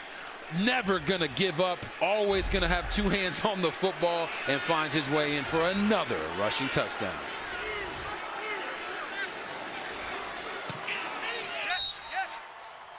Just when you think you can count BYU out, they've always got something. Bear Bachmeier, the freshman quarterback who doesn't think of himself as a freshman, hanging on for dear life, and mom loving life right now.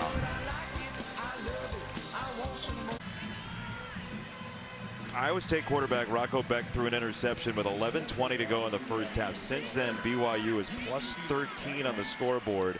They just went 2 for 2 on 4th down on that drive. And you said it in Three's Keys early in this ball game. 4th downs have been very important to BYU.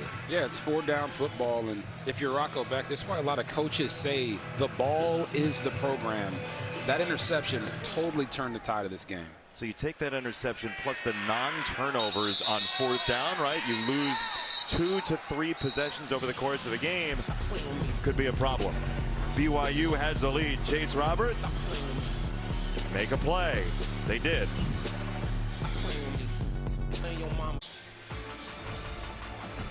All right, time now for the Aflac trivia question. Get help with expenses, health insurance uncover with Aflac.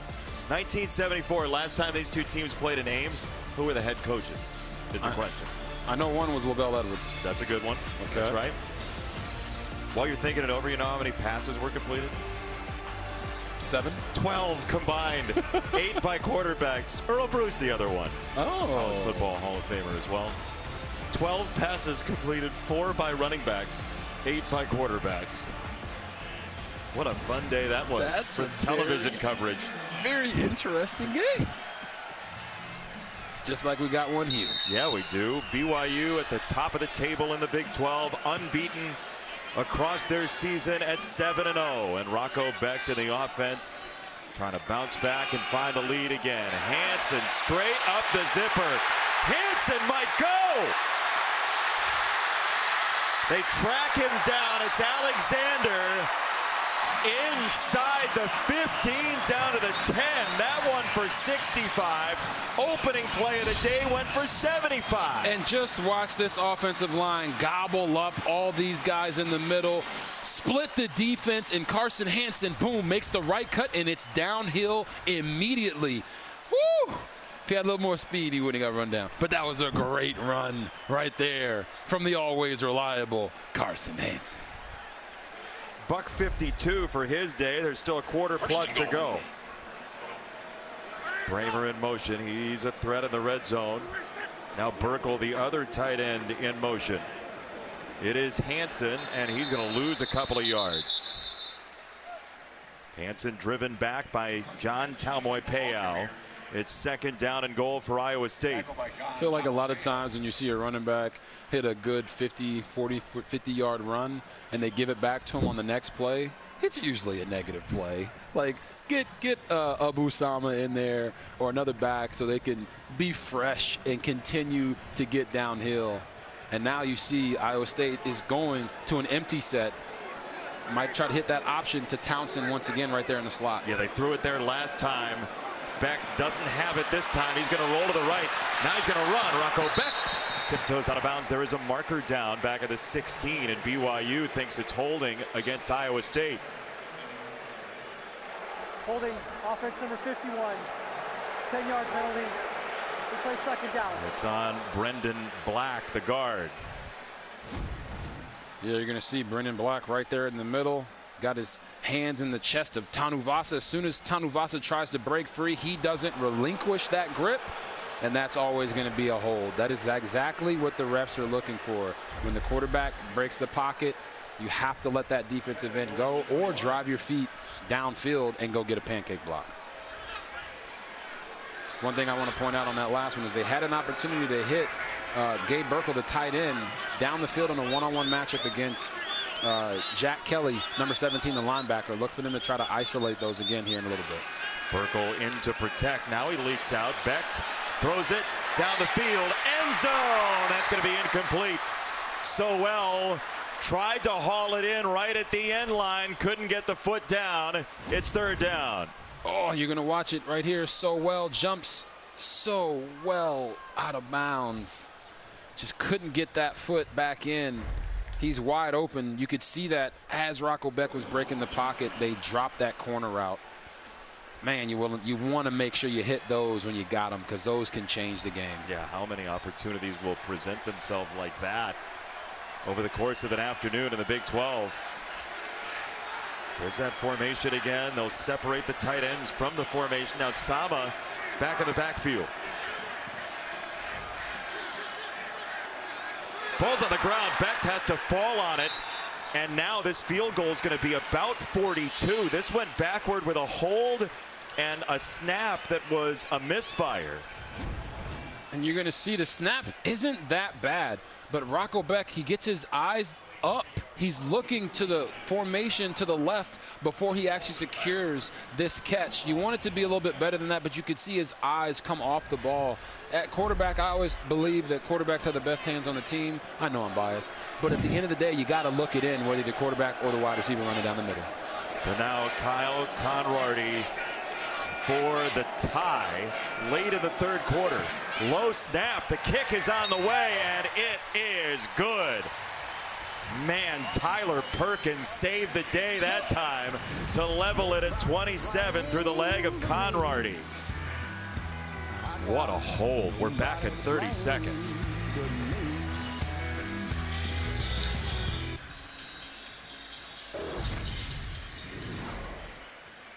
Tyler Perkins, senior punter, that ball was on the ground, and at the last moment, he got it set to kick. Talk about calm in the chaos right there. It's a chaotic moment. Were you ever a holder? I was a holder. Really? In high school, I held, yes. How about that? Were you good at it? I think so. Okay. Hagan on the return.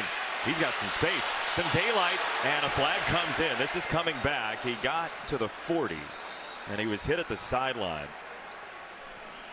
But this is on the way back. There was a hold on the edge of the wall there. It's a 32-yard return that'll be partially nullified.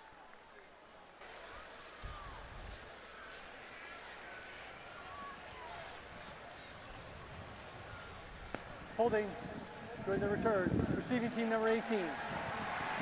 10-yard penalty. First down.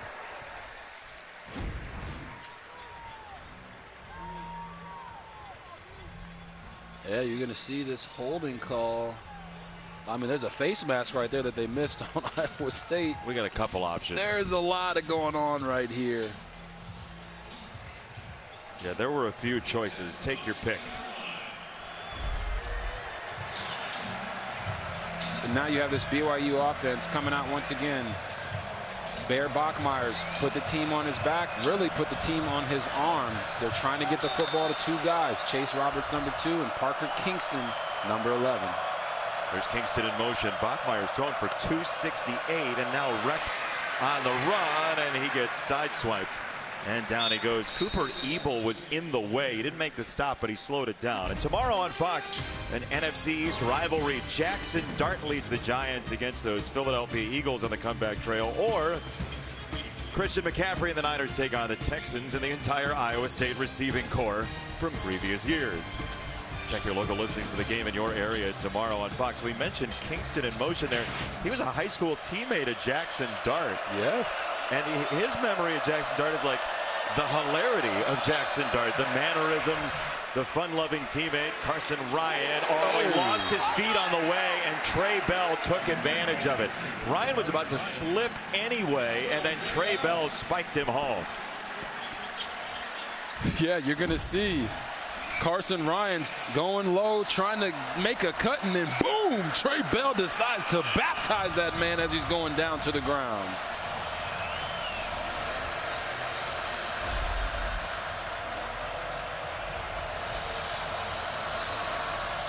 Third and 5. Now, so far on third down, Bachmeyer's go-to guy has been Parker Kingston right there in the slot.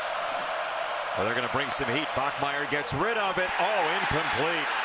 Rex had a chance at it, but Tayshawn James flashed in front to gum up the pass. And look where Tayshaun James came from.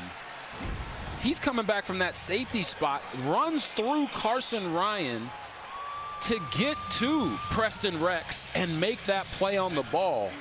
If he didn't have to run through the tight end there, he might have actually been able to catch that and run it back for a touchdown. And he's a guy that defensive coordinator John Haycock has been extremely proud of throughout the course of this season.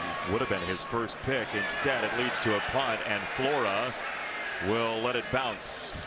And BYU will let it roll. And now it hit a foot for Iowa State. Oh, my goodness.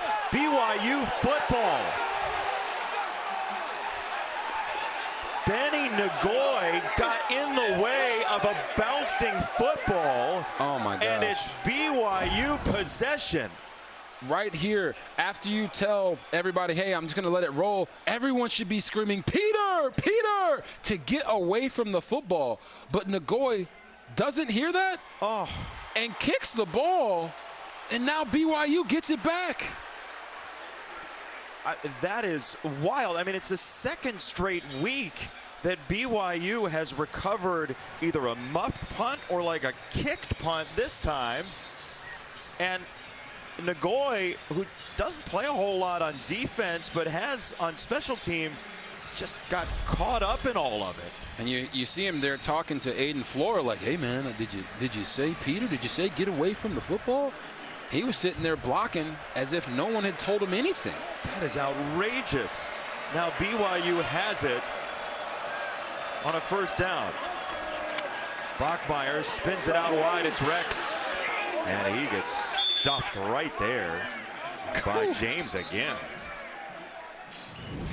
I mean, everything's coming up Cougars this season. That is a turnover that you just never see. This was so close. Instead, Iowa State settled for a field goal, and here we are tied at 27 because of 47.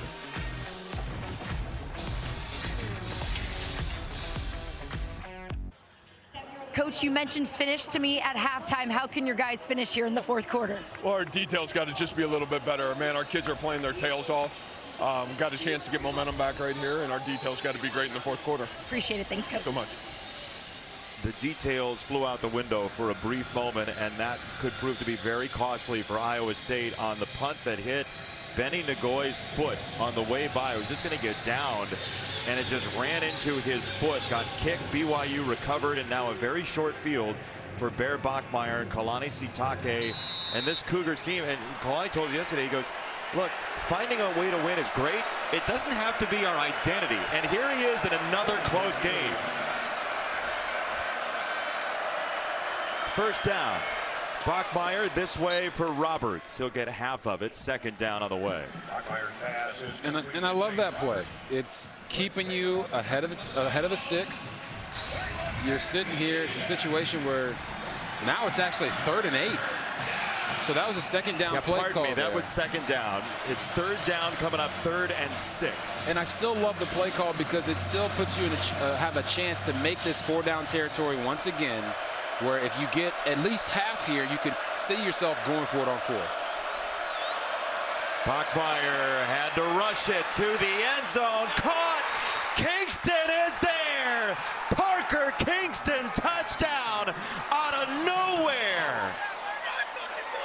Bear Bachmeier with pressure in his face uncorks a gem.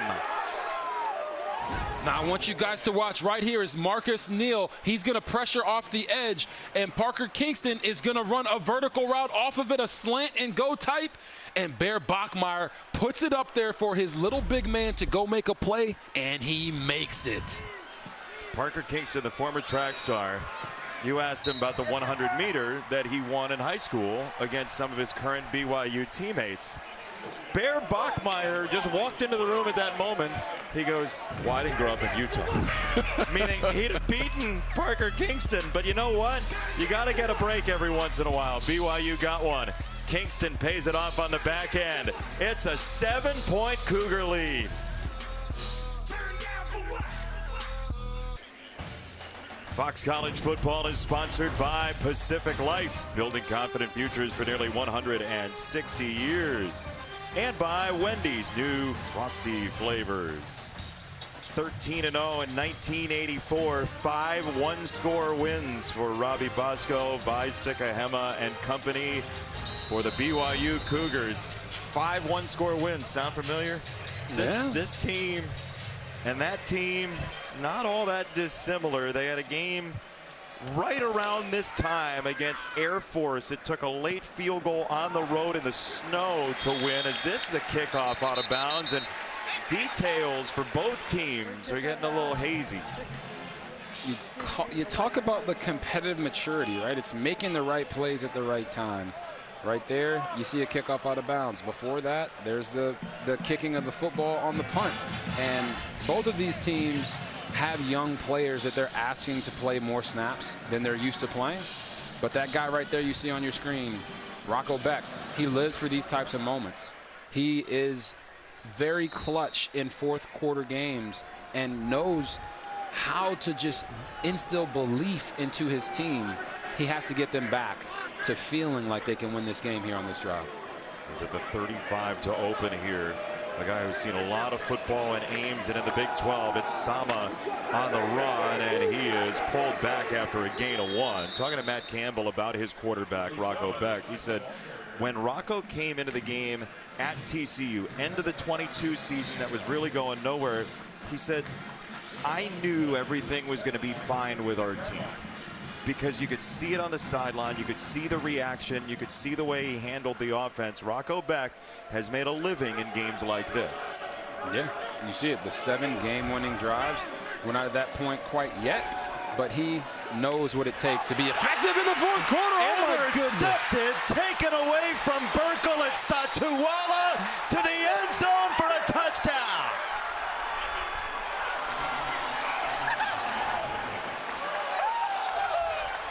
Oh boy. He got beaten on the opening play touchdown.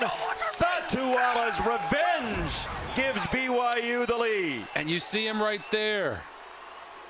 Falutua Satuwala breaks on the football, not even interested in making the tackle.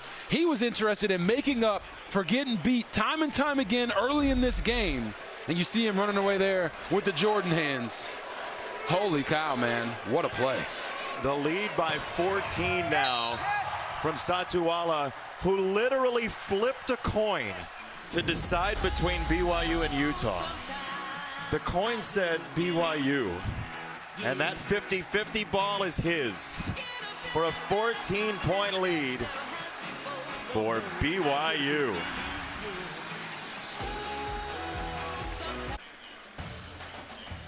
Fox College Football is sponsored by Geico. Switch and save, get more with Geico. BYU doubles the lead on a pick 6 from Faletau Satuwala. See the points off turnovers. BYU has scored 31 of the last 34 in this game, as Zay Robinson will watch it go out of bounds. Another kick out of bounds. That's the 3rd kick out of bounds. Kicking team, receiving team has elected to take the ball at the 35-yard line. First down. Yeah, 3rd one combined. Time now for Above and Beyond, sponsored by Jersey Mike's. Be a sub above. Bear Bachmeier over 300 yards today, Robert. Yeah.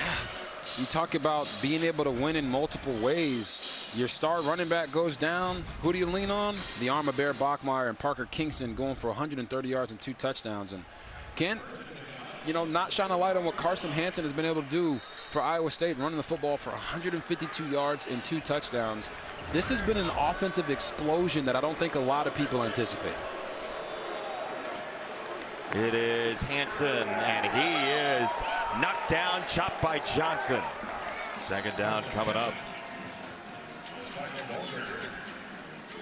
Boy, Iowa State's got to get out of the mud and fast here. And here's the thing, Jason. You go back, you look at this game, and it's like, they're down 14. Well, where are those 14 points at? Well, when he overthrew Aiden Flora early in the game on a potential touchdown. And then when he threw the ball too high for so well in the back of the end zone. Now they have to clear all of that and go put together a touchdown drive here.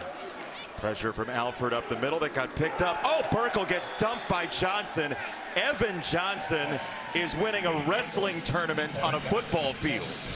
who said corners don't tackle. Watch how Evan Johnson comes in here, puts his shoulder pad through the thighs and drives his feet.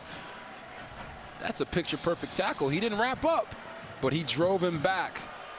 Nice job right there by Evan Johnson, putting on for all the corners out there.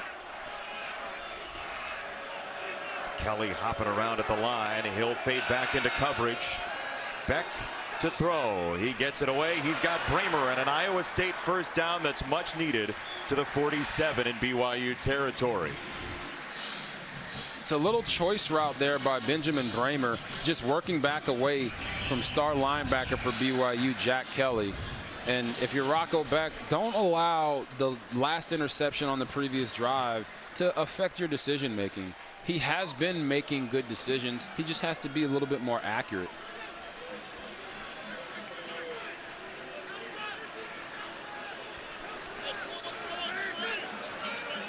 His tight ends were in motion. And now Zay Robinson going the other way. It's a handoff for Sama, and he's hit by Alford, who came in for the injured Siale Acera. And Alford, as we said earlier, has really settled into this game. Yeah, he's playing really, really well. Right there, he even stacks and sheds the right tackle, Tyler Miller. He's a big guy. Max Alford's been all over the field. Beck, a little short. And they're going to say this is caught, but let's see if the far side official changes the call. Carson Brown got his hands underneath, evidently. They're going to move the sticks. It's a gain of 9. Let's see. Yeah, you see it come in there, hits him in the chest. Looks like it bounces off of his forearms and not the ground, so that's a catch. It is, and they will stay with it.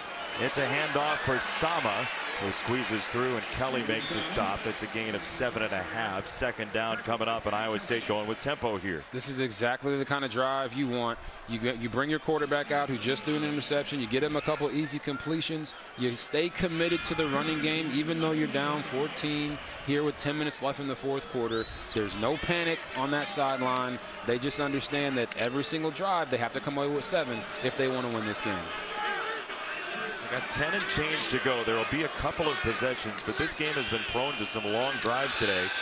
Beck with a pump. Now he fades to his right. He's got Sama with him, and he will throw it out of bounds.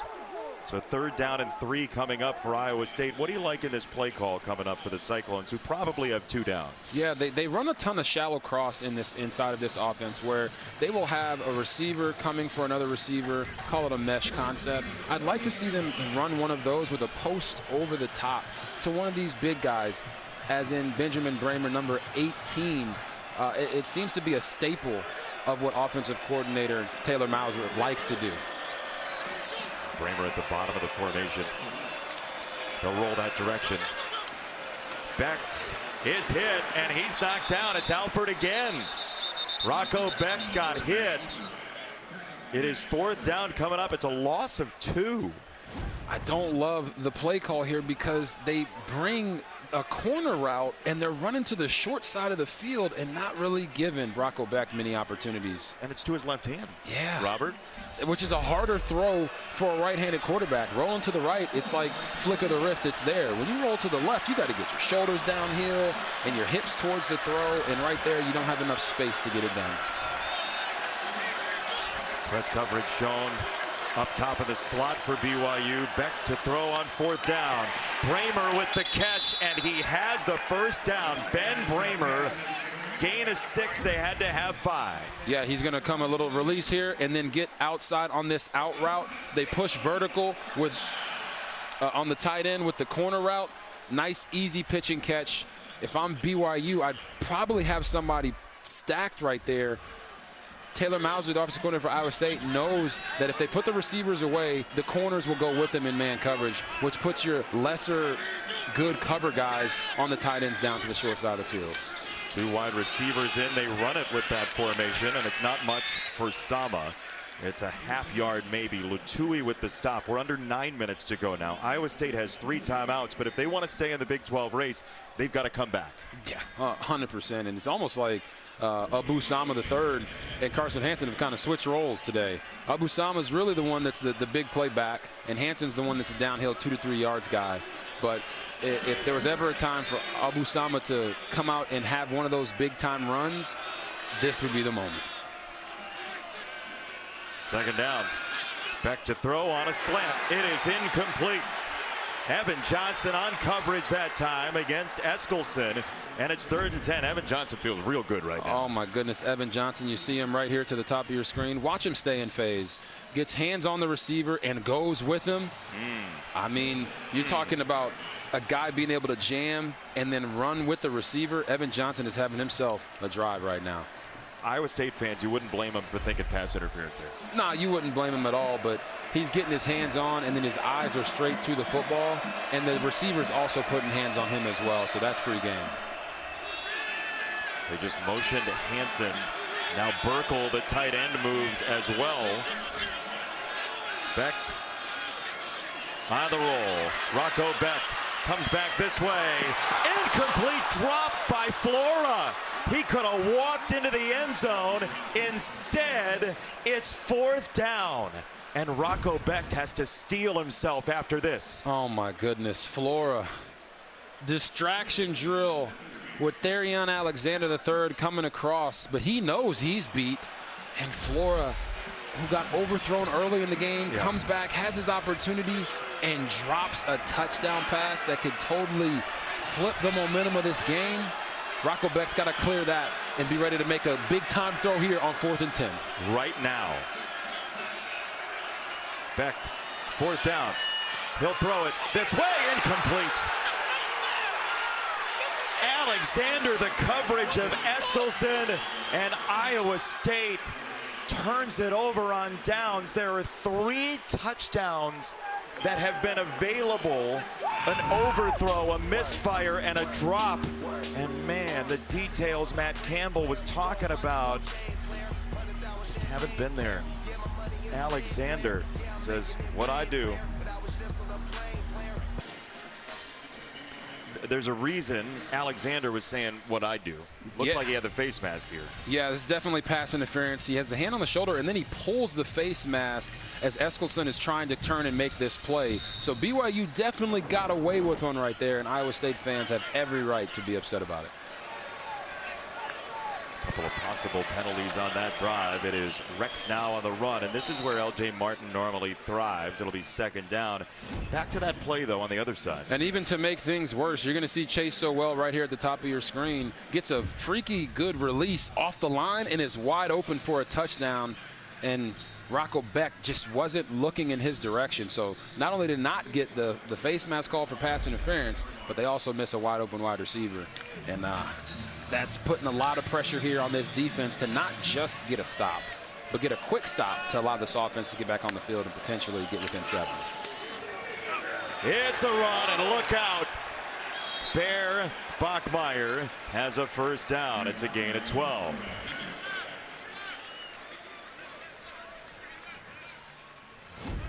I call this the anything you can do, we can do better play. They're going to bring these 2 tight ends across the formation, token fake to the back. Now you got 2 lead blockers in front of you. Bear Bachmeier, hey, you know, I can go run through and try to run through these safeties, or I can just slide down, get a nice easy 1st down, keep the hits off the body. He understands how important he is to this team now, especially with their starting running back, L.J. Martin, out for the rest of the game. Yeah, this offense is now going for a bear hug, just to wear you down, fatigue you. It is a handoff. It's Navahine who goes helmet first down to the ground. And we invite you to make sure you take a listen to my partner's podcast, Out of Pocket with RG3, available on YouTube, Spotify, and Apple Podcasts. Hey, man, we're having a lot of fun with this. If you love sports and love to have a good time talking about it, come and join our huddle. We're going to have Jason Benetti on the show. Let us know what you want us to talk about. Go to YouTube, leave comments, follow us on social media. It'll be myself and 97-time All-American Grete Griffin having a good time with you guys. She's inching up to 100. It's getting close. Very close. 2nd down and 9. Bachmeier, short set. He's going to run, and Bachmeier gets twisted around by McDonough. It'll be 3rd down coming up. Clock moving down to 6 minutes. As and Bear is limping a little bit. Ooh, and that's not a good sign because, you know, with a big physical quarterback like Bear Bachmeier, the hits start to add up just like it does for anybody. No one's truly at 100%. Most people are operating about 80 to 85. But here you got a 2-touchdown lead. You don't want to continue to run him on quarterback powers. Use some of those other guys to get some of these runs, or allow him to continue to get out there and throw the football. Quick set, it's a screen. It's Kingston putting his head down into Bell, and Trey Bell with a marker in is out of bounds, about 5 yards short. Let's see what the penalty is.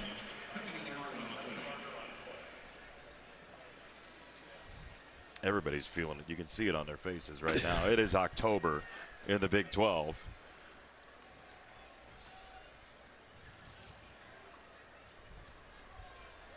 Illegal block in the back. Offense number 71. That penalty is declined. 4th down. So it's going to be 4th down, and you wouldn't imagine BYU is going to go for it. That's why Matt Campbell declines the penalty. But you could think about it. Yeah, you could think about it, but I think it's a smart decision right here. You talk about Isaiah Jota is the one who blocked in the back there, but they just need the ball with time. Yeah. Time is their friend, or isn't their friend right now. It's BYU's friend, so don't let them take another play and potentially hit a shot down the field and stay on the field. BYU snapped that with 17 on the play clock, and the clock was moving. I don't know that they recognized the clock was moving at the time. They could have sapped some more time off. Our game summary sponsored by Pacific Life, building confident futures for nearly 160 years. It was a punt, though, that totally changed this game. Yeah, first half it was Rocco Beck's interception. Second half it was right here with the stepping on the football when it's supposed to be a Peter situation. And guess what? BYU takes advantage of it. Parker Kingston, the little big man, goes up and makes the play, and then Satuala wants the balla and just takes the football away and runs it back for a pick 6. It's been that kind of day for Rocco Beck. It started out hot, and somehow, some way, he has to find a way to get the train back on the tracks. Surrounded by receivers who are not nearly the same time on task with him as he's had in previous years, so he's got to build trust in a heartbeat. Hansen out of the backfield gets by Kelly, and then Johnson sideswipes him. 2nd down. Rocco Beck put together some cut-ups this week during the bye week as well to show the receivers plays where they weren't on the same page. Yeah. Right? And that was an effort to build a sort of trust for a spot like this, but they're running out of time. And he talked about not having Jaden Higgins and Jalen Noel, but these guys do have talent, and he wants to help them be successful. Beck got it away for Townsend, and it's a 1st down to the 38. Tanner Wall with the stop. Tanner Wall, who grew up really sad when you got injured in your NFL career. Huge RG3 fan. Yeah, he said when I tore my ACL in Washington, he actually shed tears. Yep. Many of us did. I did as well. I'm certain of that. There's a marker in.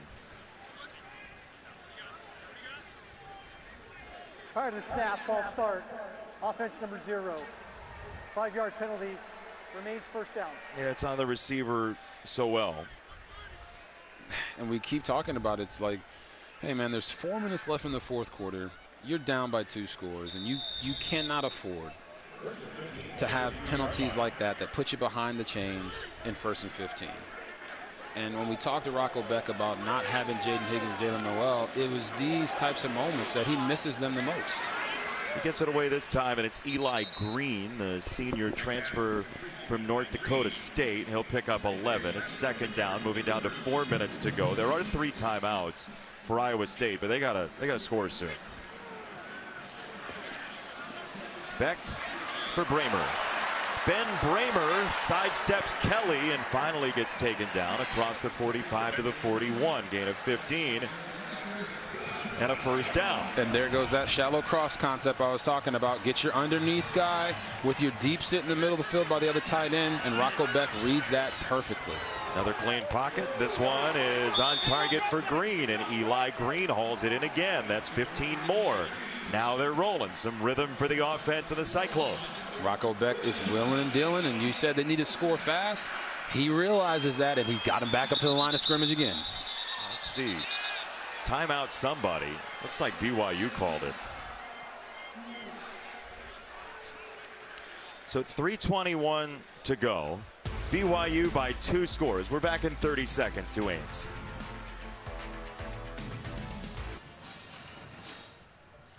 Start Saturday strong with the undefeated, top-ranked Ohio State Buckeyes. They'll take on rival Penn State at the Horseshoe. That would be a fulfilling win for Penn State with all the carnage this year. 10 a.m. Eastern, Big Noon kickoff live from Columbus. Then Penn State, Ohio State, Big Noon Saturday, only on Fox.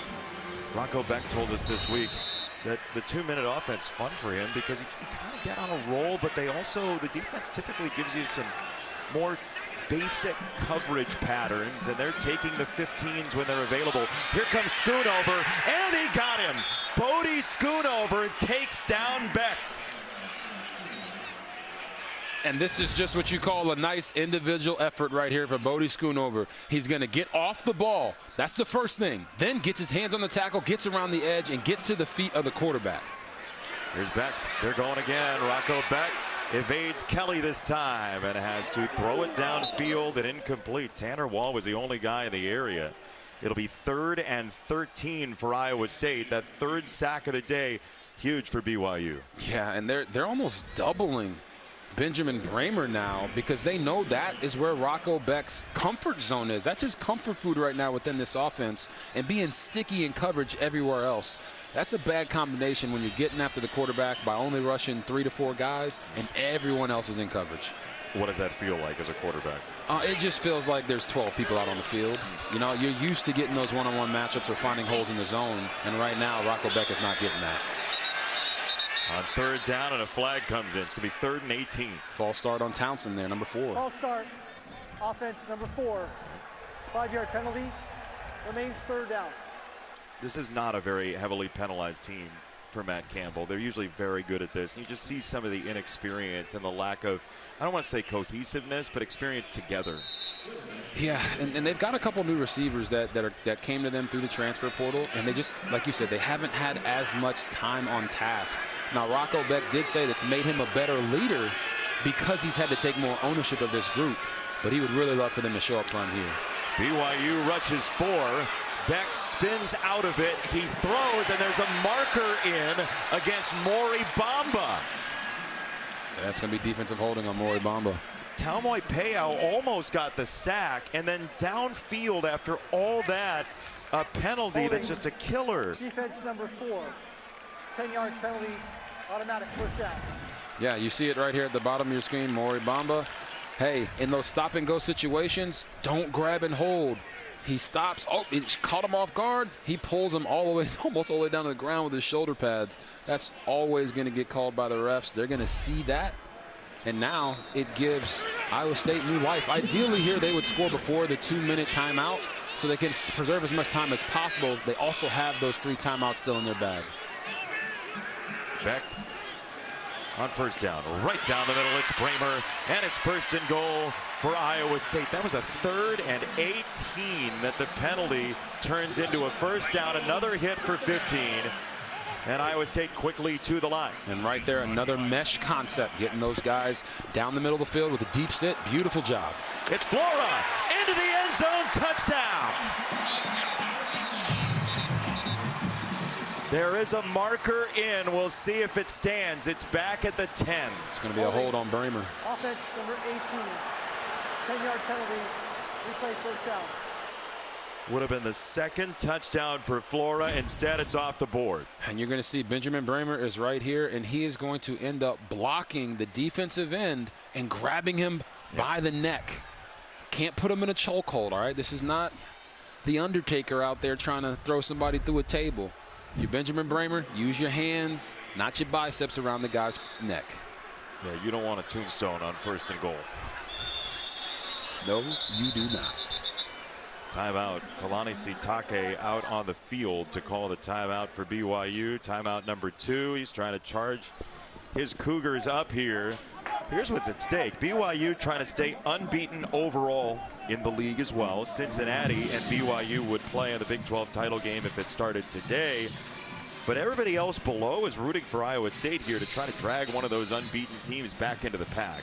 Yeah, 100%. And really, if you're an Iowa State fan and you're on this sideline right now, you're focused on one thing and one thing only. This is your season here, right? You come into the year, you start 5-0. You want to have an opportunity to play for a Big 12 title and potentially go to the college football playoff.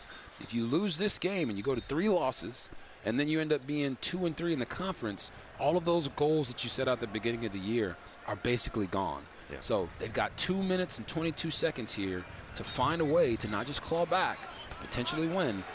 And like we said before, you want to score here in at least the next 22 seconds. Even though you have those 3 timeouts, time is everything for Iowa State right now. Yeah, an extra ability to stop the clock never hurts. They're going to go from the 18. Beck, here comes Johnson. He gets away for a moment and down he goes. Schoonover has been a total menace on this drive. Whew. Wow. Great pressure there from Evan Johnson, number 0, off the edge, and Schoonover just cleans it up on the back end. You dodge one guy, but then you got a whole bunch of other Cougars coming to track you down.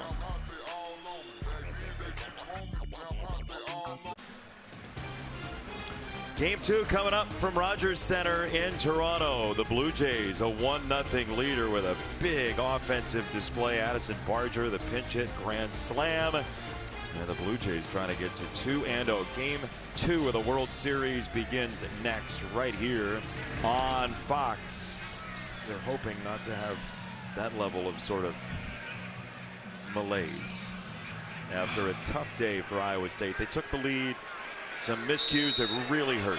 Yeah, and that last play, that sack was the last thing that you wanted to happen in that situation. If you're Rocco Beck, you got to try to find a way to get that one dirted in front of someone that's an eligible receiver. Beck over the middle, got it to Green. That's his 3rd catch on the drive. Remember, they had the touchdown with 2:22 to go on the Flora score. The holding penalty, the sack. And now it's 3rd and goal. And that was a solid open field tackle there by Ace Kafusi. Just, they're trying to get them the ball, and now they're wasting time just as the clock continues to click down on third and goal here. From the 27. Beck down the middle into traffic and nearly intercepted. Tanner Wall tried to go low. Latui tipped it, and it's 4th and goal. Oh my goodness, 3 Cougars had a chance to pick that one off. Logan Latui first tips it as you see it here. With the neck roll, goes up, goes between his hands. Satuala almost caught it, and then Tanner Wall is sitting there like, oh man, if I was just a step closer, I could have caught it. But that's what happens when it's 3rd and goal from the 26-yard line. Now they're sitting at 4th and goal. This ball has to be thrown inside of the 5-yard line, if not into the end zone. Here we go. Game on the line. BYU gets there anyway, only rushing 3. It's intercepted by Johnson. Very fitting. Evan Johnson has been awesome in the secondary for BYU, and the Cougars, with 1:14 to go, have it back. Wow.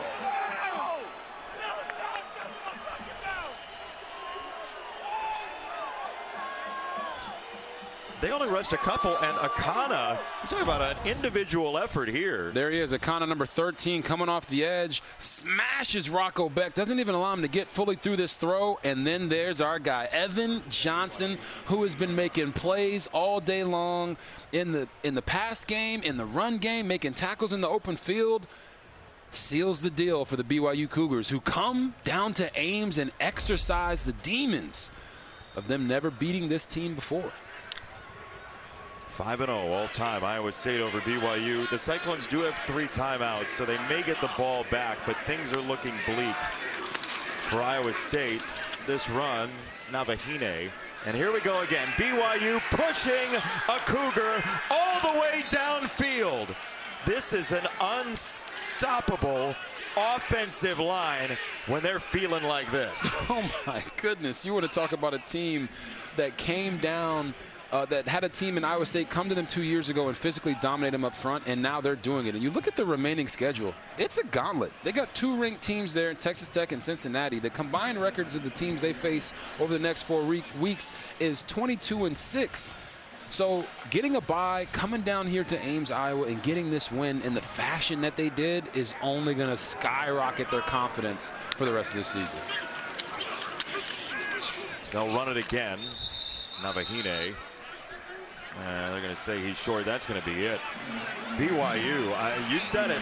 The schedule does not lighten up, but Bear Bachmeier continues to charge this team forward. I believe we've had a timeout, so the clock is stopped at 20 seconds. The teams are walking onto the field. The clock operator is the only person who doesn't think the game is over, and in 15 seconds now it will be.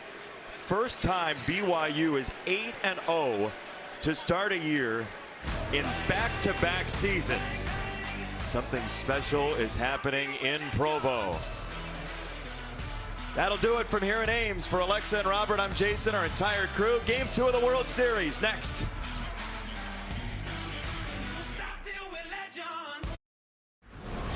It is Game 2 of the World Series, and Yoshinobu